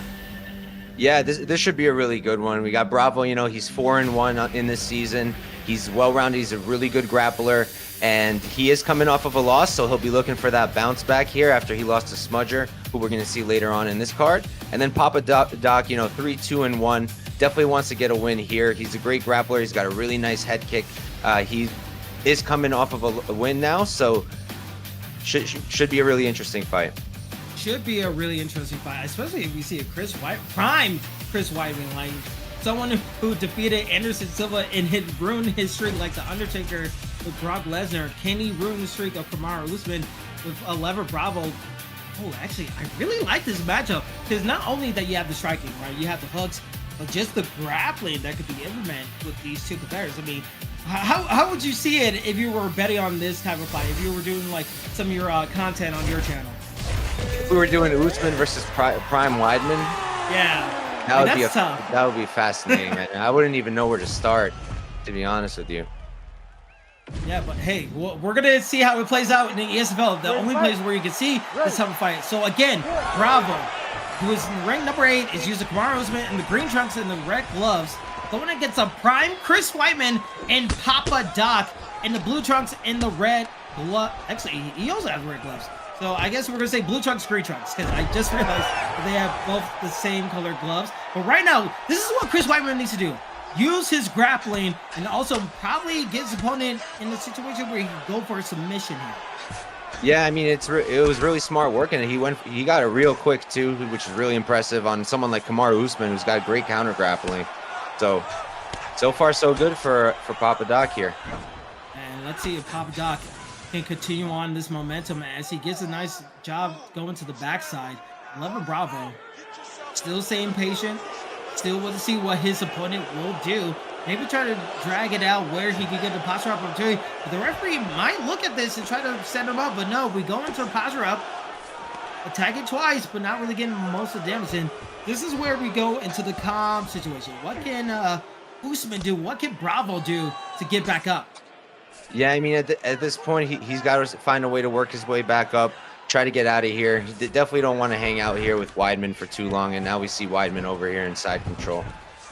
Yeah, and we know that Papa Doc, he's a former ESFL champion. He has world-class grappling, but also Bravo, he's a submission artist. He has suffocated top game, so if he has a chance to reverse it, he will, and he will suffocate you and give you no room to breathe. But look at the denial. Chris Weidman used all of his stamina, and now going back to the stand with 2:20 left in this first round. Yeah, I mean, so far both guys don't seem to want to strike much, and you know, both guys do have the strength in the grappling, and oftentimes when we see that, we do see the grapplers starting to brawl, and I think that's what we're starting to see right now. And we're seeing knees coming out for Pop Doc. As soon as he gets close, he wants to get that body hurt a little bit. We saw what EdParker could do against the body. Papa Doc could do the same thing if he has an opportunity, because look at that knee. He saw the takedown coming in, and now he's able to open up his opponent. As we're going back to the clinch game, goes for a pull for Bravo. And we know that he has crazy submission game, but you think that's the right move to take his opponent down with a little bit of a pull?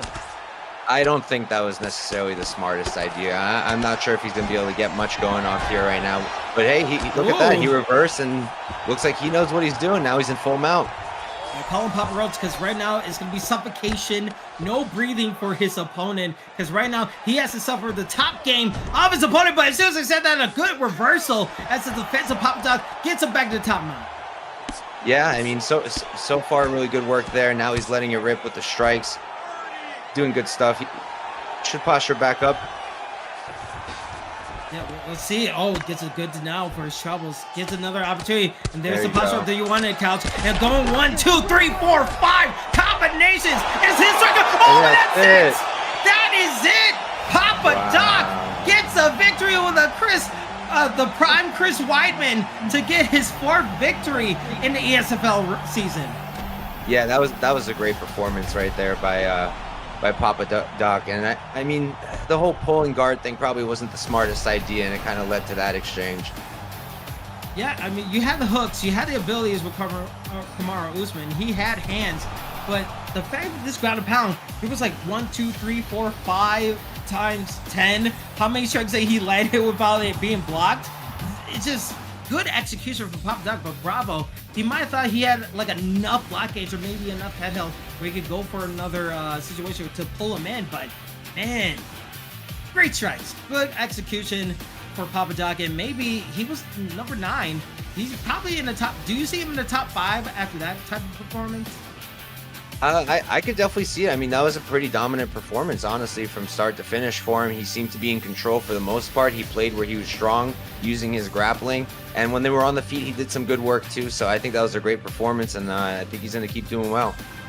Yeah, and that also leads up because like we're only going to have a finite amount of ESFL cards for this season. So every little performance, every little inch of what you can get to improve your standing with the matchmakers, that might have him like jump up an opportunity to go to the co-main event, maybe go for a contendership shot as much as possible, because these next couple of fights, as we're getting to the nitty-gritty of it, all of these are fighting for a chance to get a title.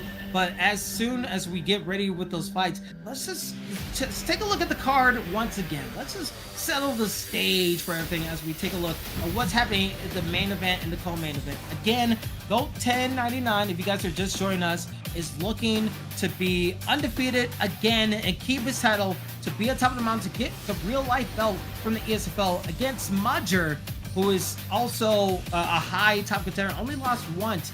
With all these guys you see here, GOAT1099, Smudger, Romero, Vanio, who's also coming up with the co-main, and all these contenders, what are you expecting to see from these competitors as they're trying to climb for the top spot? What do they need to do to be the top guy to get another title shot? I mean, you know, with so many guys who were former champions or challengers up on this card, you want to stand out, right? You want to come out, you want to get a finish, you want to get a good finish. And I think we're going to see a lot of aggressive approaches from these guys, a lot of good work, and I'm really looking forward to these 3 last fights. Yeah, 3 last fights, so make sure you get your predictions in. Tell all your friends about on live on Twitch that everything is crazy. We are super excited to see what goes down because, man, we have another top 5 matchup, and it's not in a division that we expect. We have AKA Dave going against Vuk in this women's strawweight bout, which is, I'm super excited about it. Finally, we see some women in the ESFL fighting, and I'm super excited to see it. On the scout report, Kals, what do we have in this contest? Yeah, so I mean, on one side we have Vuk, who is a former champion. He lost the title to GOAT1099, who is defending his belt on this card. So he really needs a win here. You know, try to get back into that title picture. He's 6-2, and I think he's going to come out hot. And then AKA Dave on the other side, you know, he's got 4 wins and 1 loss in his last 5. He's a former GFC and OFC champion, multiple time contender. So this should be a really good fight here and a really close one.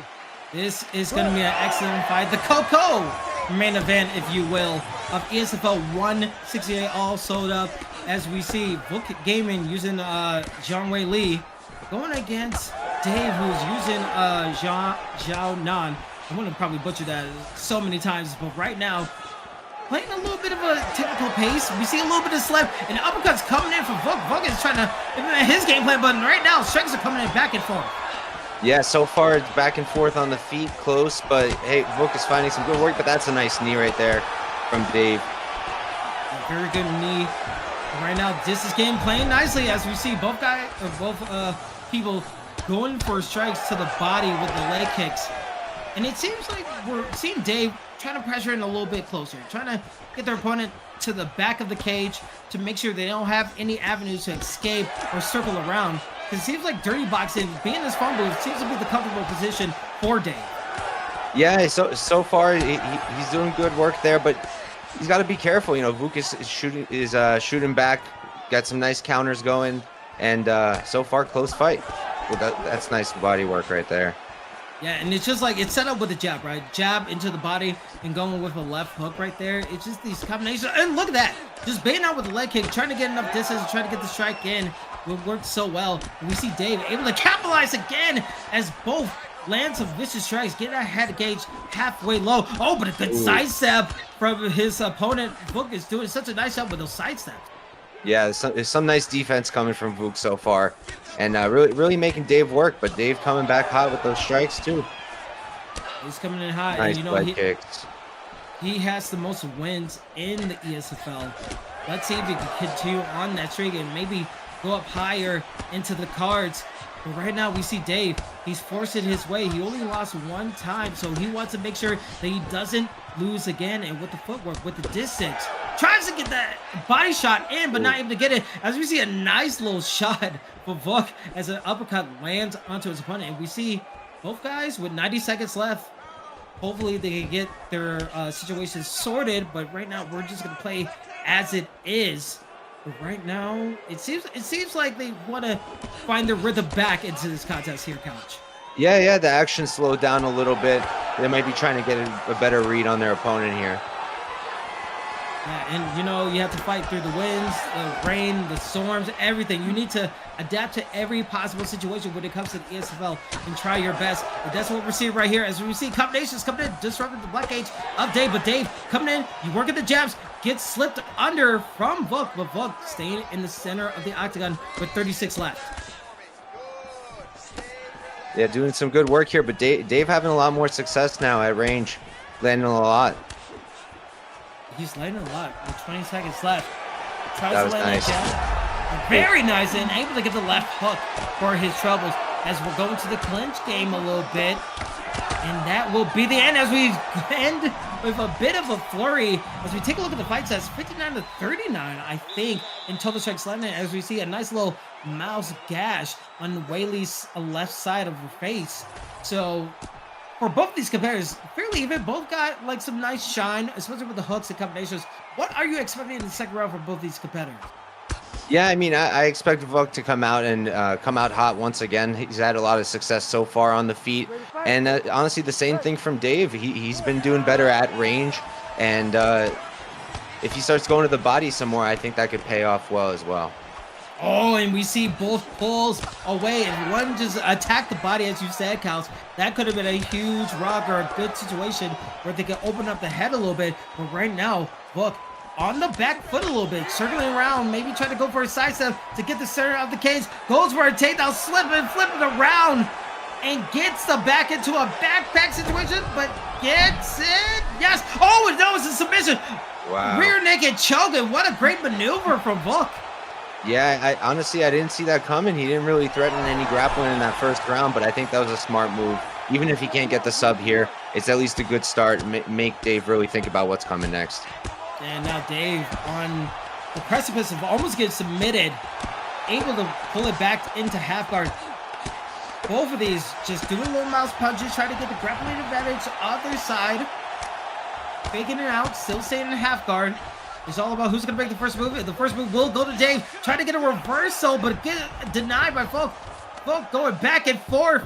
Trying to get a punch out, but gets denied again. Maybe a submission attempt, not really, but high caliber denials that we're seeing so far here, Couch. Yeah, so far Dave's doing really well defensively and really stifling the game of Vuk, and now he's on top, able to reverse. Able to reverse and plenty of time to work with this reversal as we get a nice denial from Dave. Dave working his way into side control. We know that elbows can be deadly from that position, but a good get up from Vuk as we stay back to the stand-up. Good footwork. Oh, but a misslip. Yeah, very nice combination with a good slip. Oh, but a combination coming out from Vuk, but needs to be very careful. That elbow could have been damaging, but under 2 minutes, that's such a quick pace of where you can get a rock, but you got to be very careful with the stamina there, Couch. Yeah, definitely got to watch that stamina, and you know, both fighters are hurt at this point, so got to try to keep that block counter up high, and it's starting to drain a bit on Dave's side, but great work now. Wow. Great offense.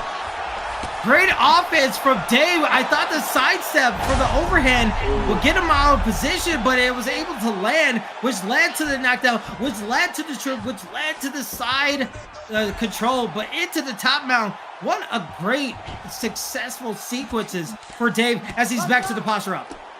Yeah, so far some really good work from up top and able to rock Vuk again. So far doing a great job. Yeah, he's doing a great job, but now these posture up, we saw this in one opponent's night into the posture up, but the top mount not really working. Good denial from Vuk. Vuk is on his last legs when it comes to the ground and pound, as we're going to 10 seconds. Just double pounding with the fist right there, Cal. Don't see that one often, but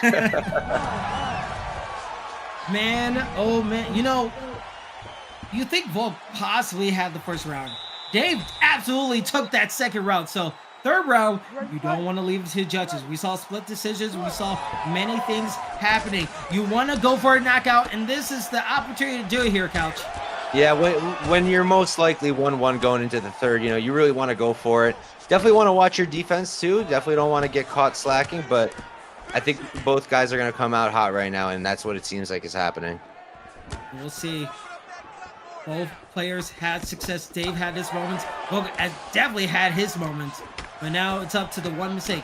Will the side steps work? Will the slips work? We saw a slip going right there as the blockage was low for Vuk. Vuk gets a nice side step, not able to get hit with an overhand this time.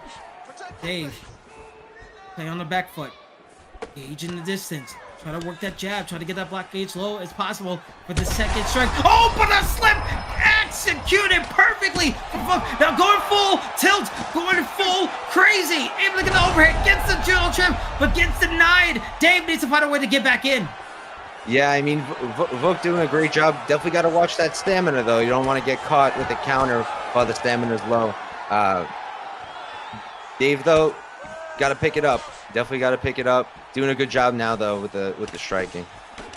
He's doing a great job, but needs to watch out for the slips. The slips was the reason why he got rocked in the first place. Meanwhile, Vuk using the glitches, using everything in his arsenal to get his opponent uncomfortable, because that block gauge, that head health is blinking a fair amount for Dave. But Dave just walking his opponent down. 230 left, tries to go for uppercut. Not able to get the full effect. And the rock, the one, the two. Vuk is saying they can get it open, a reversal right there. Right into full mount, too. That's crazy. Crazy, but this is the chance. This is the opportunity. 2:05 left in the third round. We saw rocks for Vuk. We saw posture up strikes from Dave. Now back up to the stand-up. Slips. Not really going to a full effect. Tries to get the drill throw. Gets denied once again there, Couch. Yeah, that was good work there. And now I think Vuk's got to, you know, keep it safe. He came out hot early, had a lot of success, but don't want to get caught here now. Dave really doing some good work on the feet. Good combinations now. This could potentially be fight of the night. It all depends on how it's going. Oh, you saw the side step. Trying to go for a clinch. Not able to get it for Vuk. Vuk gets a nice left hook for his troubles. Using a lot of stamina. Tries to hit it with that elbow, but Dave not able to fully get it. He saw the stamina low. The side steps. We're going to get it. Oh, wrong misstep. Oh, Dave gets it. Dave gets it with 49 seconds. Had so many rocks on his head. But it says what remains of Vuk is nothing. Dave is known as a winner. As you see the strikes landing, gets a slip and gets the rock there. The winner is Dave. That was some great timing there by Dave. Well done.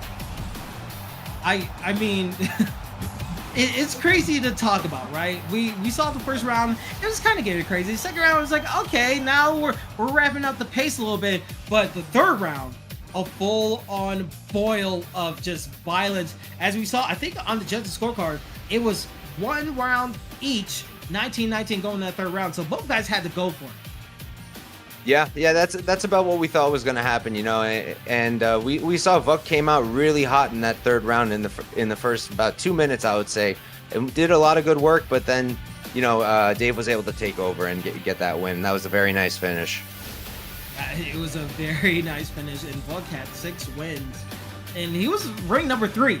He was the number 3 ranked fighter on the PlayStation side, and he lost to the number 4 ranked fighter. So Dave, with that kind of performance, maybe he leaves up, maybe he's top 2, maybe top 1. We'll have to find out, because there's still so many fights to go. But now he is 5-1, and with a huge underdog win like that, I saw a lot of people really went for Vuk in that situation, but Dave was an underdog winner. So shout out to underdogs and shout out to the people who believe in AKA Dave, because he got that victory. The Couch, it is now where we go down to brass tacks. Now we got all the fodder out of the way. it's time to get down to the rankings business, because this has future implications on the PS5 ESFL title scene. It is our co-main event, and we're not going small. We're going with the big boys. It's the heavyweight division matchup between Vanio against, you know him, you love him, Romero, who is 1-0 in the ESFL Undiscounted Report, especially in the heavyweight division. Couch, this is an incredible matchup to watch. Yeah, I'm super excited for this fight. Like I mentioned earlier, this is one of my favorite fights on the card. Romero, probably one of the most knowledgeable people in the game. When you listen to him speak about it, when you watch him play, he knows what he's doing. Jack of all trades, good at everything. ESFL Live Las Vegas champion, multiple title runs, and he did win his debut at ESFL 162 against Versatile, who we saw earlier. And then Vanio coming in on short notice, 3-1 on the season. Bit of a slow starter, but a good fight IQ, does good work in the cage. Title contender in every league he's competed in, including Primetime. So this should be a really fun and competitive fight. Oh boy, and you see the selections. Tom Aspinall for Romero, and we see Vanio using, I think, was it John Jones? We know that the predictions have Romero a pure favorite in everyone's eyes, 12-7 from people. Vanio trying to cause the upset from the underdog in the blue trunks, using John Jones in the co-main event. Romero using Tom Aspinall in the red, and here we go. It's the co-main event, and already we're seeing body shots coming from Vanio. Yeah, so far this is already an interesting matchup. I mean, Aspinall versus John Jones, who doesn't want to see this fight? And Romero having some nice combos on the feet already, using that jab really well. The leg kicks are there. Yeah, the leg kicks are there, and hopefully the more striking that we hear, we'll have the sound to amplify it for next time. But right now, Romero doing such a nice job of seeing the leg kick, able to bring his opponents back to the cage. Working around the knees. We know that John Jones is probably the GOAT of heavyweights and light heavyweights. Like, his caliber and his stats are absolutely insane. But Tom Aspinall, he's the new breed of heavyweight, right? He has striking, he has grappling, he has that new wave of heavyweight energy that you want to see in a fighter. So Romero taking it, Tom Aspinall, you have to feel like he feels confident in this type of matchup. Yeah, I mean, with the Tom Aspinall pick, you know, you're picking a guy who's probably as competitive as you can get with John Jones when it comes to the stats. You know, also a good grappler, also a good striker. So it should be a close fight. And now he's working up off bottom, trying to get reverse, and there it is. Takes the back. Yeah, and I could feel like in Romero's voice, he's like, yeah, well, I was able to get that because, you know, the grapple advantage, and he did this one move, and I was able to get all that. He will go through all the technical ability of what was going down, but the fact that he was able to get that reverse so easily shows that he feels comfortable. He's been labbing with heavyweights as he's getting a rear naked choke, trying to submit the dude out of nowhere. Vanio is on his dire straits as the stamina, both fairly low. Romero, he knows what he wants to do in this rear naked choke, patiently waiting, getting that stamina low. He's going for it. Get it? No, he's gonna go for top mount. Probably a better position for him, but so far, that's a lot of things to think about for Vanio. The grappling, the submissions, everything has him on the back foot. Yeah, I mean, so far he hasn't even had a second to breathe or think about what's happening. Romero has been all over him nonstop and doing really good work here off top in full mount. Yeah, and he's going for a submission again. It's like, screw Arm your bar. knockouts. I want to go for an armbar and get this guy out as soon as possible. He has under 1 minute to get this going. The stamina is not in his favor, so you can't drive it down, but he's getting that submission. That bar is 2/3 of the way down. One more chance, he will get it. He has under 40 seconds left. Romero is put on a master clip with his grappling. Yeah, really good performance so far. I mean, fantastic job. And really, Vanio has not much he can do right now. He's really struggling to be able to get off his own offense or get off of his back. Man, and with 10 seconds left, I feel like Romero is going to be comfortable. But that's a little nugget for later. Not only that he can knock out his opponent, but he's close to a submission bar and getting that submission. And this is only 3 rounds. It's not a 5-round fight. So you need to do your business, get that round out of your way if you're Vanio, and just reset going to the second round right here, Couch. Yeah, Vanio's got to come out, you know, kind of just forget about that round. You lost that round. You can't think about it too much. Try to keep it on the feet because clearly Romero has a strong advantage on the ground, and try to do your best work, especially at range, and maybe use those knees that John Jones is famous for. Absolutely. Again, this is our co-main event live on Twitch on YouTube, ESFL 168. I'm your commentary Kingsley. Alongside me is Couch. This is for possibly a title contendership shot. A lot of contenders along the way, but Romero using Tom Aspinall, trying to get his combinations going, getting a nice straight onto John Jones, which is being used by Vanio, who is now 3-1, but now trying to continue on that streak to be 4-1. But right now, on the back foot, trying to use that back. And look at the kicks landed percentage, 69, nice. For Romero, using the kicks, using the punches, using the grappling against his opponent so far. Yeah, a lot of kicks coming from him. That was a good jab too. Caught the kick there. Didn't bring it to the ground. That's interesting. Yeah, it seems like he likes setting up because we saw that in the first round, right? He gets his opponent back to the cage, goes for a spinning elbow, trying to get that block gauge a little bit lower. But it just seems like he's calm, he's composed. He's not using any like wasteful movements or just like throwing something just to throw it out. He's like, all right, I'm going to use the jab. I'm going to get rid of the block gauge. If I have enough distance, I'm going to use the leg kicks. And he's making John Jones switch his stance. Vanio has to go to like playing elemental P to find a way to execute against Romero. Yeah, switching to southpaw, going to be interesting how he decides to work with that. But I think the knees would be in his favor. So far, when he's thrown them, they've worked. You know, he's done a good job. But there it is. Yeah, but can he use a little bit more of it? Vanio trying to gain some distance away from his opponent. But again, go for that body shot too close. And Romero perfectly catches it out with a little over 2 minutes left in the second round. If you're Vanio, do you think you need to push the pace a little bit? Because this could still be a round won by anybody. Yeah, I mean, if he can get a knockdown, he'd probably steal the round. You know, Romero has done the better work, but I don't think he's like leagues ahead right now in this round. So if he can bring the pressure, kind of maybe back Romero up, make him a bit uncomfortable, then maybe he can get his own knockdown and steal that round. Yeah, he was able to land a very nice elbow onto his opponent along with a body uppercut. But now it seems like Romero is going to the phone booth. I was wondering when that uppercut was landing because he got too close. He speared him like Bill Goldberg and got him into the side control. So right now, Romero back to where he wants to go, but maybe not enough time to go for a submission. Yeah, running low on time, but I mean, in the last round, he went for that sub, I think, with a minute left. So still got some time to work, but not sure if he's going to be able to get it in the second round. Yeah, he's in the side control. He's going to use those elbows and find his way back in with Vanio. Oh, a Kimura. And that bar's up because that was to the head with 10 seconds left. It doesn't seem like he's going to get it. Oh, actually, no, he does get it. He got a little bit of it, able to get that bar down. But that will end the second round. And Romero, like we saw in the first round, up top, in the posture up, and able to get his opponent. Just think a lot about those submissions. Yeah. Going to be interesting to see if Romero comes out in this third round and goes for the grappling again, or if he decides to strike with Vanio. Because honestly, why even bother with the striking if Vanio, you know, a knockout can always happen, but you take him to the ground. So far, he's had no answer. I feel like if he does it early, he can get that submission pretty early into the third. Yeah, I mean, what execute is like he got the rock in the second round. So he saw the grappling in the first round, he got the rock, and then more grappling. And you can see him just piecing up the body, giving more stuff to Vanio to think about. But he's able to land his kicks.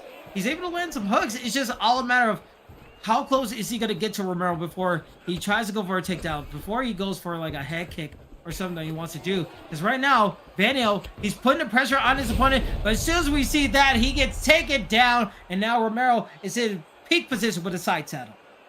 Yeah, there's that takedown, and from here, he's right where he wants to be. You know, he's got a lot of options that he can go to, and I think we'll see him going for a submission pretty soon. We'll see. He has plenty of time. Not even the 1 minute he had in the first and second round. He has plenty of time to see if he wants to go for a rear naked choke. As it seems, that might be the move, but a good denial for Vanio. Again, an R bar could also be in play too, but in the half guard, he could go to side control and to the top mount if he really wanted, but now getting some good denial so far here, Couch. Yeah, some pretty good defense from Vanio. Should really try to work his way back up on the feet, but easier said than done against Romero, right?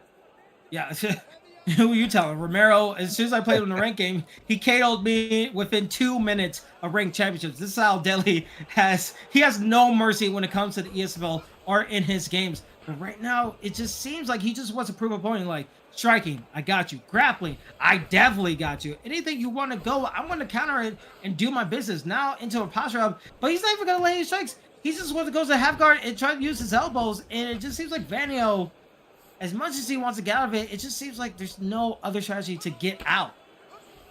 Yeah, he's really struggling, and now Romero's got the back.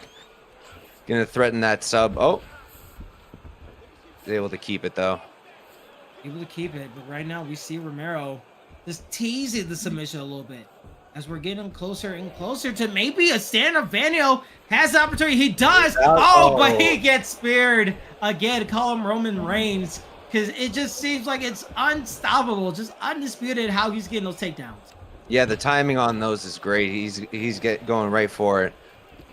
Back on the feet though, and in on a single. I don't want to single, but with 1 minute left, we know that Romero has just put on a clinic when it's ground game with his takedowns. Can he put an exclamation point and get the decision? We'll have to find out. While Vanio, time is running down. His chances at a contendership is winding down again, just like he's got taken down once again. I think the 4th time in this whole fight. It just seems like time is just ticking down before he takes another loss here, Couch. Yeah, 20 seconds left in the fight. And he's rocked now. Oh, boy. Might even get a last second finish. He might get it. He's going for it. Goes into a situation, but that will be it. Romero handily from the top game, from the bottom game, from submissions, from striking. It just seemed like it's been his world all that fight.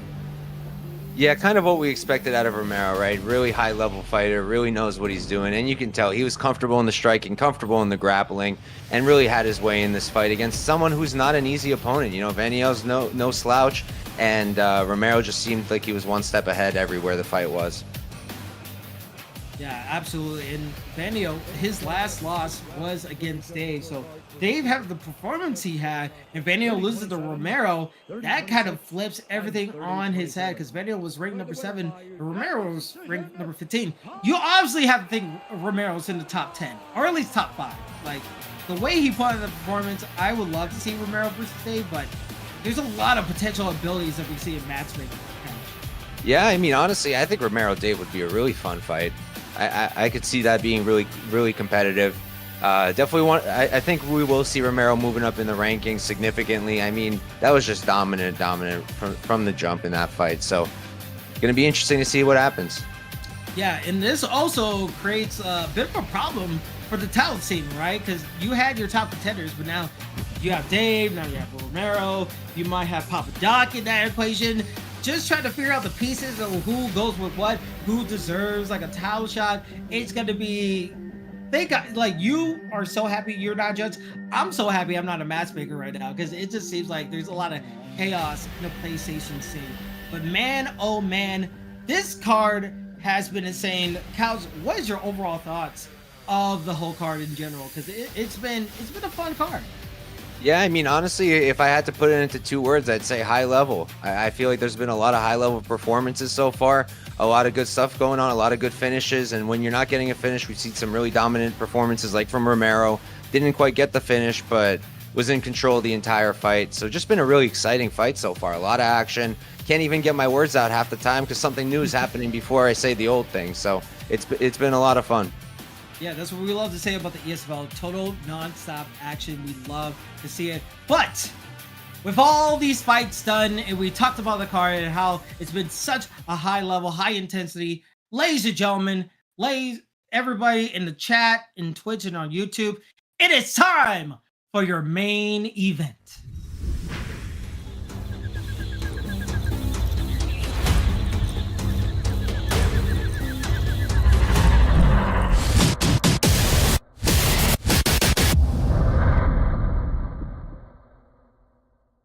It is about that time, ladies and gentlemen. It is your PlayStation 5 ESFL Championship on the line for your main event. On one corner, we have the contender, NM Smudger, who was 6-1, the #1 ranked contender on the PlayStation ESFL side. Meanwhile, he's going the guy who has been undefeated, who has 1 title defense. If he wins it, he is top of the mountain, and he gets that illustrious belt that everyone wants to get at the end of the season. It is GOAT GOAT1099 in the welterweight division. 5 rounds. Couch, what on the scouting report do we have for both of these guys?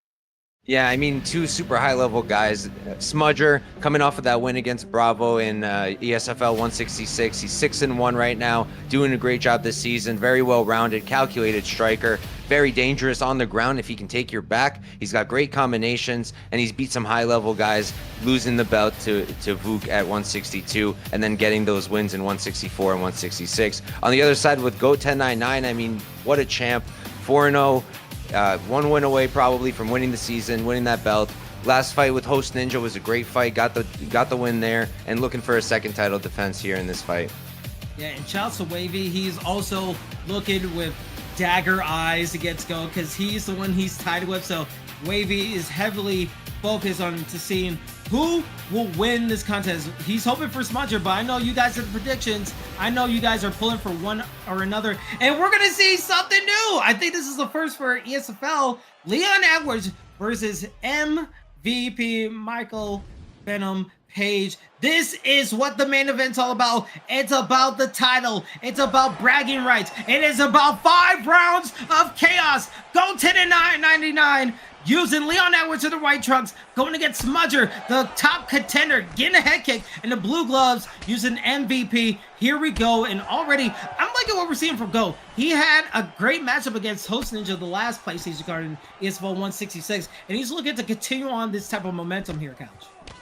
Yeah, and it's a really interesting style, like dynamic here with the two fighters, because you got Page on one side, who he needs the range to work, and you can tell right away, GOAT1099, he's not giving him that space. He's just bringing the pressure, and he's just in his face. But now he's getting backed up a little bit.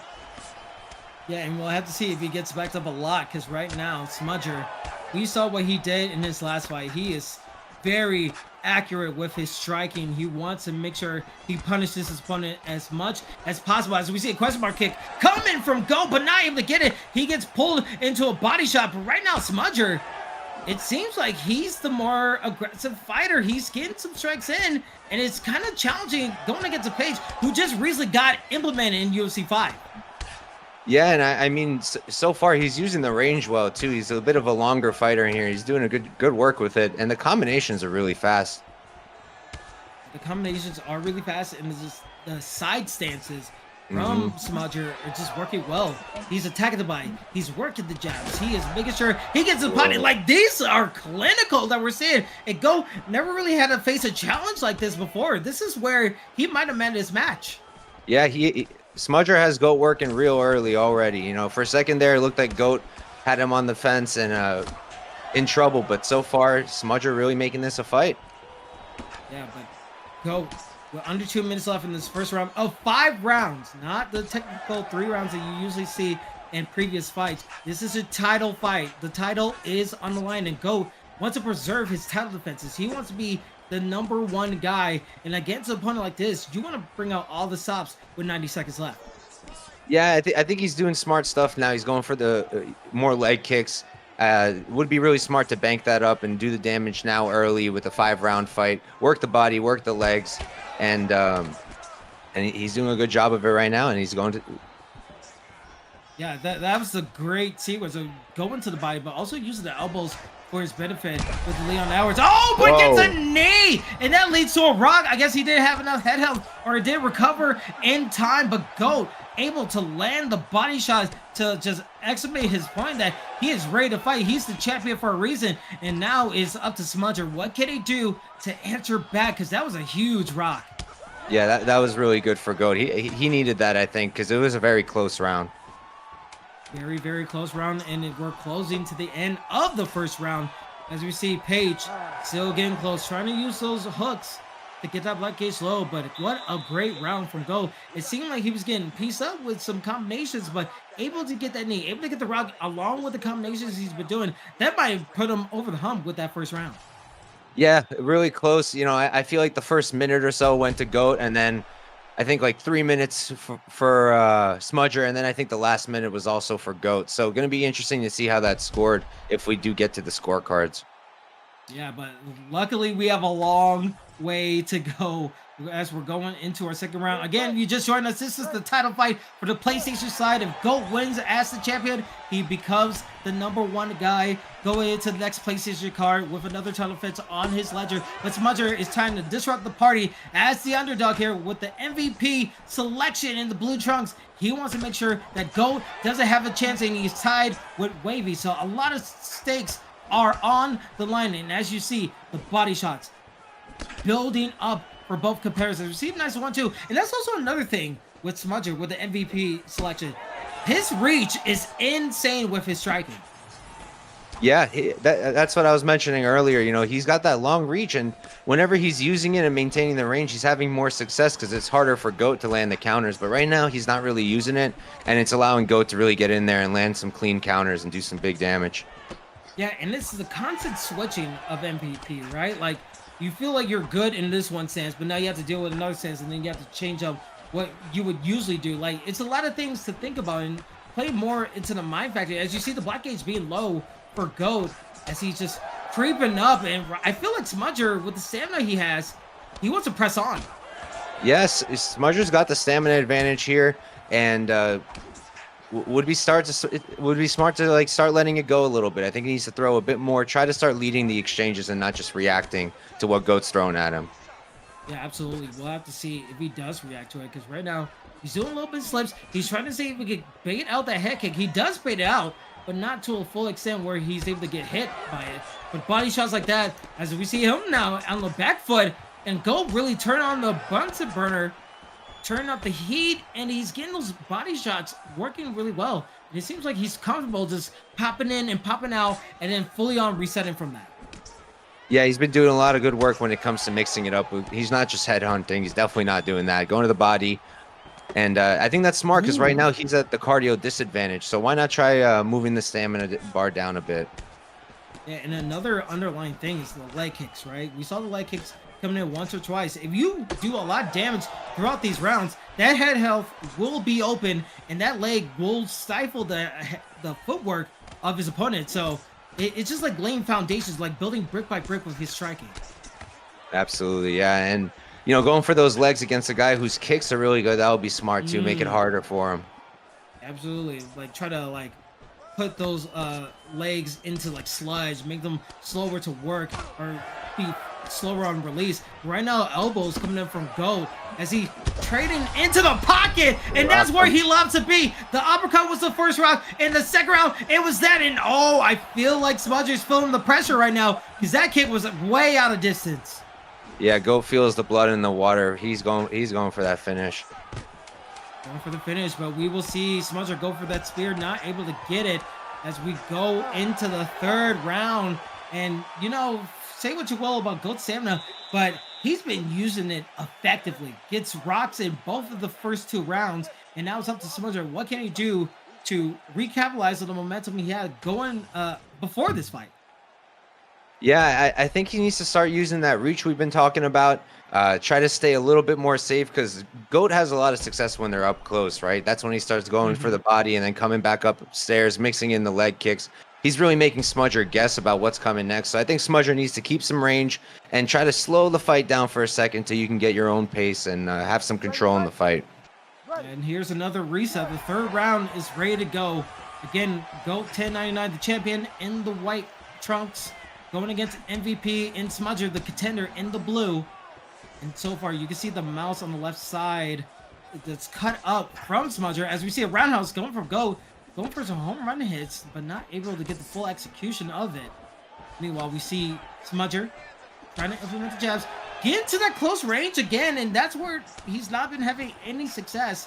I would love to see him play a little more of the distance game, but a knee coming out from GOAT, but not able to fully connect. And that's something we didn't see in the first two rounds. Yeah, and it's kind of interesting to me that Smudger's not really throwing any kicks. Like, I just noticed he's really not throwing that many kicks, and you're playing this Page who has some great kicking games. So I feel like he should maybe try to start mixing it up a bit. Yeah, let's see if he can, because I know he's going to want some people to win this and get the title, become the new champion. As the head kick, as you say, where's the head kicks? You got it right there. Oh, but he gets hit with a straight, and that actually rocks him back. He couldn't fully capitalize. Meanwhile, it seems like GOAT has a sixth sense of things. When he feels like things are not going his way, he's easily able to come back with a nice rock. Yeah, he's done a really good job with that, not really letting the fight slip away from him, maintaining the control of the fight, keeping it where he's most comfortable. And right now, he's kind of piecing Smudger up against the fence.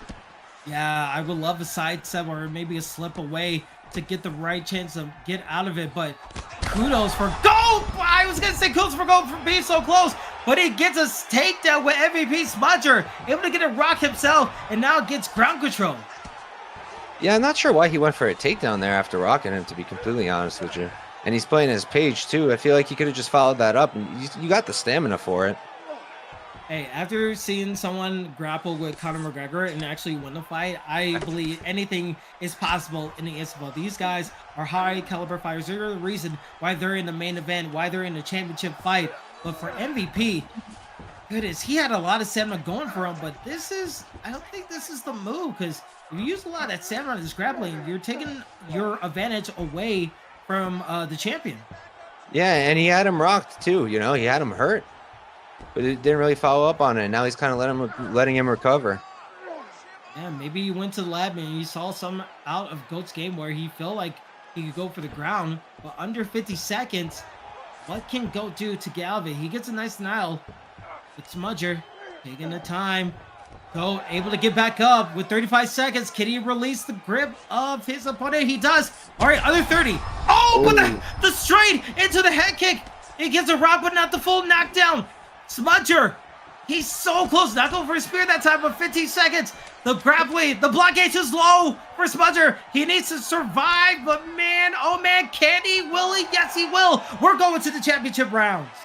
Yeah, what an end to that round. Back and forth we go. Both guys hurting the other. This is a great fight. This is what you want in the championship fight. This is the reason why everyone puts their predictions in with their channel points. Everyone is tuning into the ESFL because high caliber fights like that. And it was a head kick, right? As soon as he started using the kicks for Smudger, that's when he started having success. Yeah, like I mentioned, he's playing with Page, who's got a fantastic kicking game. So why not use it, And the second he used it, he was able to hurt GOAT. So I think he should go back to that. Tell your friends, tell your family, everyone to get in here for the championship rounds. We're going to see something spectacular as GOAT1099. If he wins, he gets another title defense, and he is in the leading for the real-life ESFL bet. Well, Smudger is looking to disrupt the party, looking to ruin everything for GOAT, and get a chance to do his own legacy, to go in line for his champ. And, oh, Leon Edwards trying to get a takedown right there, gets denied, and we see that black cage being low for GOAT. GOAT not really pressing in. The head kicks, the leg kicks, not really coming out for Smudger, but when will we see it, Cal? Depending on you, you might be the missing back here. This is crazy. Sorry. You're good. Like what we're seeing this action is crazy to commentate because we just want to be fans of this, but what are you seeing so far? Yeah, I mean, I'm seeing Smudger. He's struggling right now because the block gauge is low, right? But he's also not really able to slip. So what is he even supposed to do? Because right now he's getting backed up, he's getting beat up, and I think he needs to use his offense because offense is the best defense. And I think he needs to start working his own offense, using more output, and make GOAT go on the back foot. Ooh, you saw GOAT. He almost got in the clinch, but the body kick was not landed, but was thrown, so that disrupted the clinch ability. But here's the thing for Smudger. The black gauge for both guys, GOAT has the advantage. So these trades, these phone booth fights, this is not in his best ability. So you can see him back it up as much as he possibly can. As he goes for a takedown, he's on the black gauge low. Oh, but gets reversed by GOAT. GOAT able to take advantage, gets a denial, and that's what Smudger don't want to have in his ledger in this championship round. Yeah, and you don't really want to be under Leon Edwards either, So he's got some good ground game, and he could do some good work from here. But look at that. Under 2 minutes, gets side saddle, and Smudger has a chance, has the ability. I don't know how they're going to score the last couple of rounds. We definitely know that GOAT has his chance, but that last round, 2 rocks could go in favor of Smudger. So 4th round, 5th round, you kind of want to sell it or put an exclamation point on winning the round. But with 1:20 left, Smudger back up on his feet, using the jabs, trying to use the uppercuts to disrupt that black gauge and open up his head a little bit more. Meanwhile, GOAT getting closer, wants to get in the phone, but with 1 minute left, what are you expecting for GOAT to get another rock? I think GOAT is just going to keep using that pressure, keep pushing him back, keep pushing Smudger back, and keep that block gauge low. And because Smudger, you don't really see any pulls from him, so he's running out of options when it comes to defense. So I think if GOAT just keeps doing what he's doing, I think he can find a finish on the feet. Oh, an overhand just misses for Leon Edwards. GOAT try to go for something, but 20 seconds. These are usually the dangerous seconds that we usually see. Oh, both guys go for something.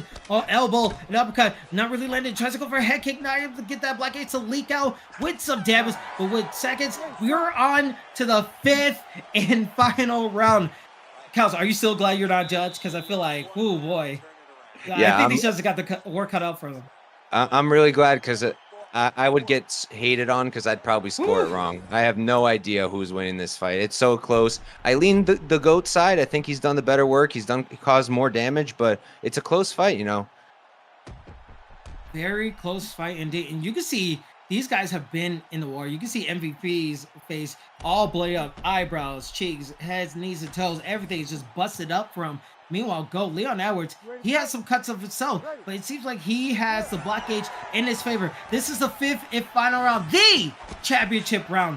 GOAT, can he be the continuing champion, or will Smudger become the new reigning defending champion? We will find out in a matter of this round. And as you can see, the phone booth playing effective. GOAT, nice spinning kick from Smudger. Smudger taking a little bit of the back of the octagon. Well, GOAT is taking the center, gets a nice knee for his troubles. Black gauge, full low, goes for a spear, not spear, a takedown, not able to get it. And now those cleansing attempts are working well for GOAT.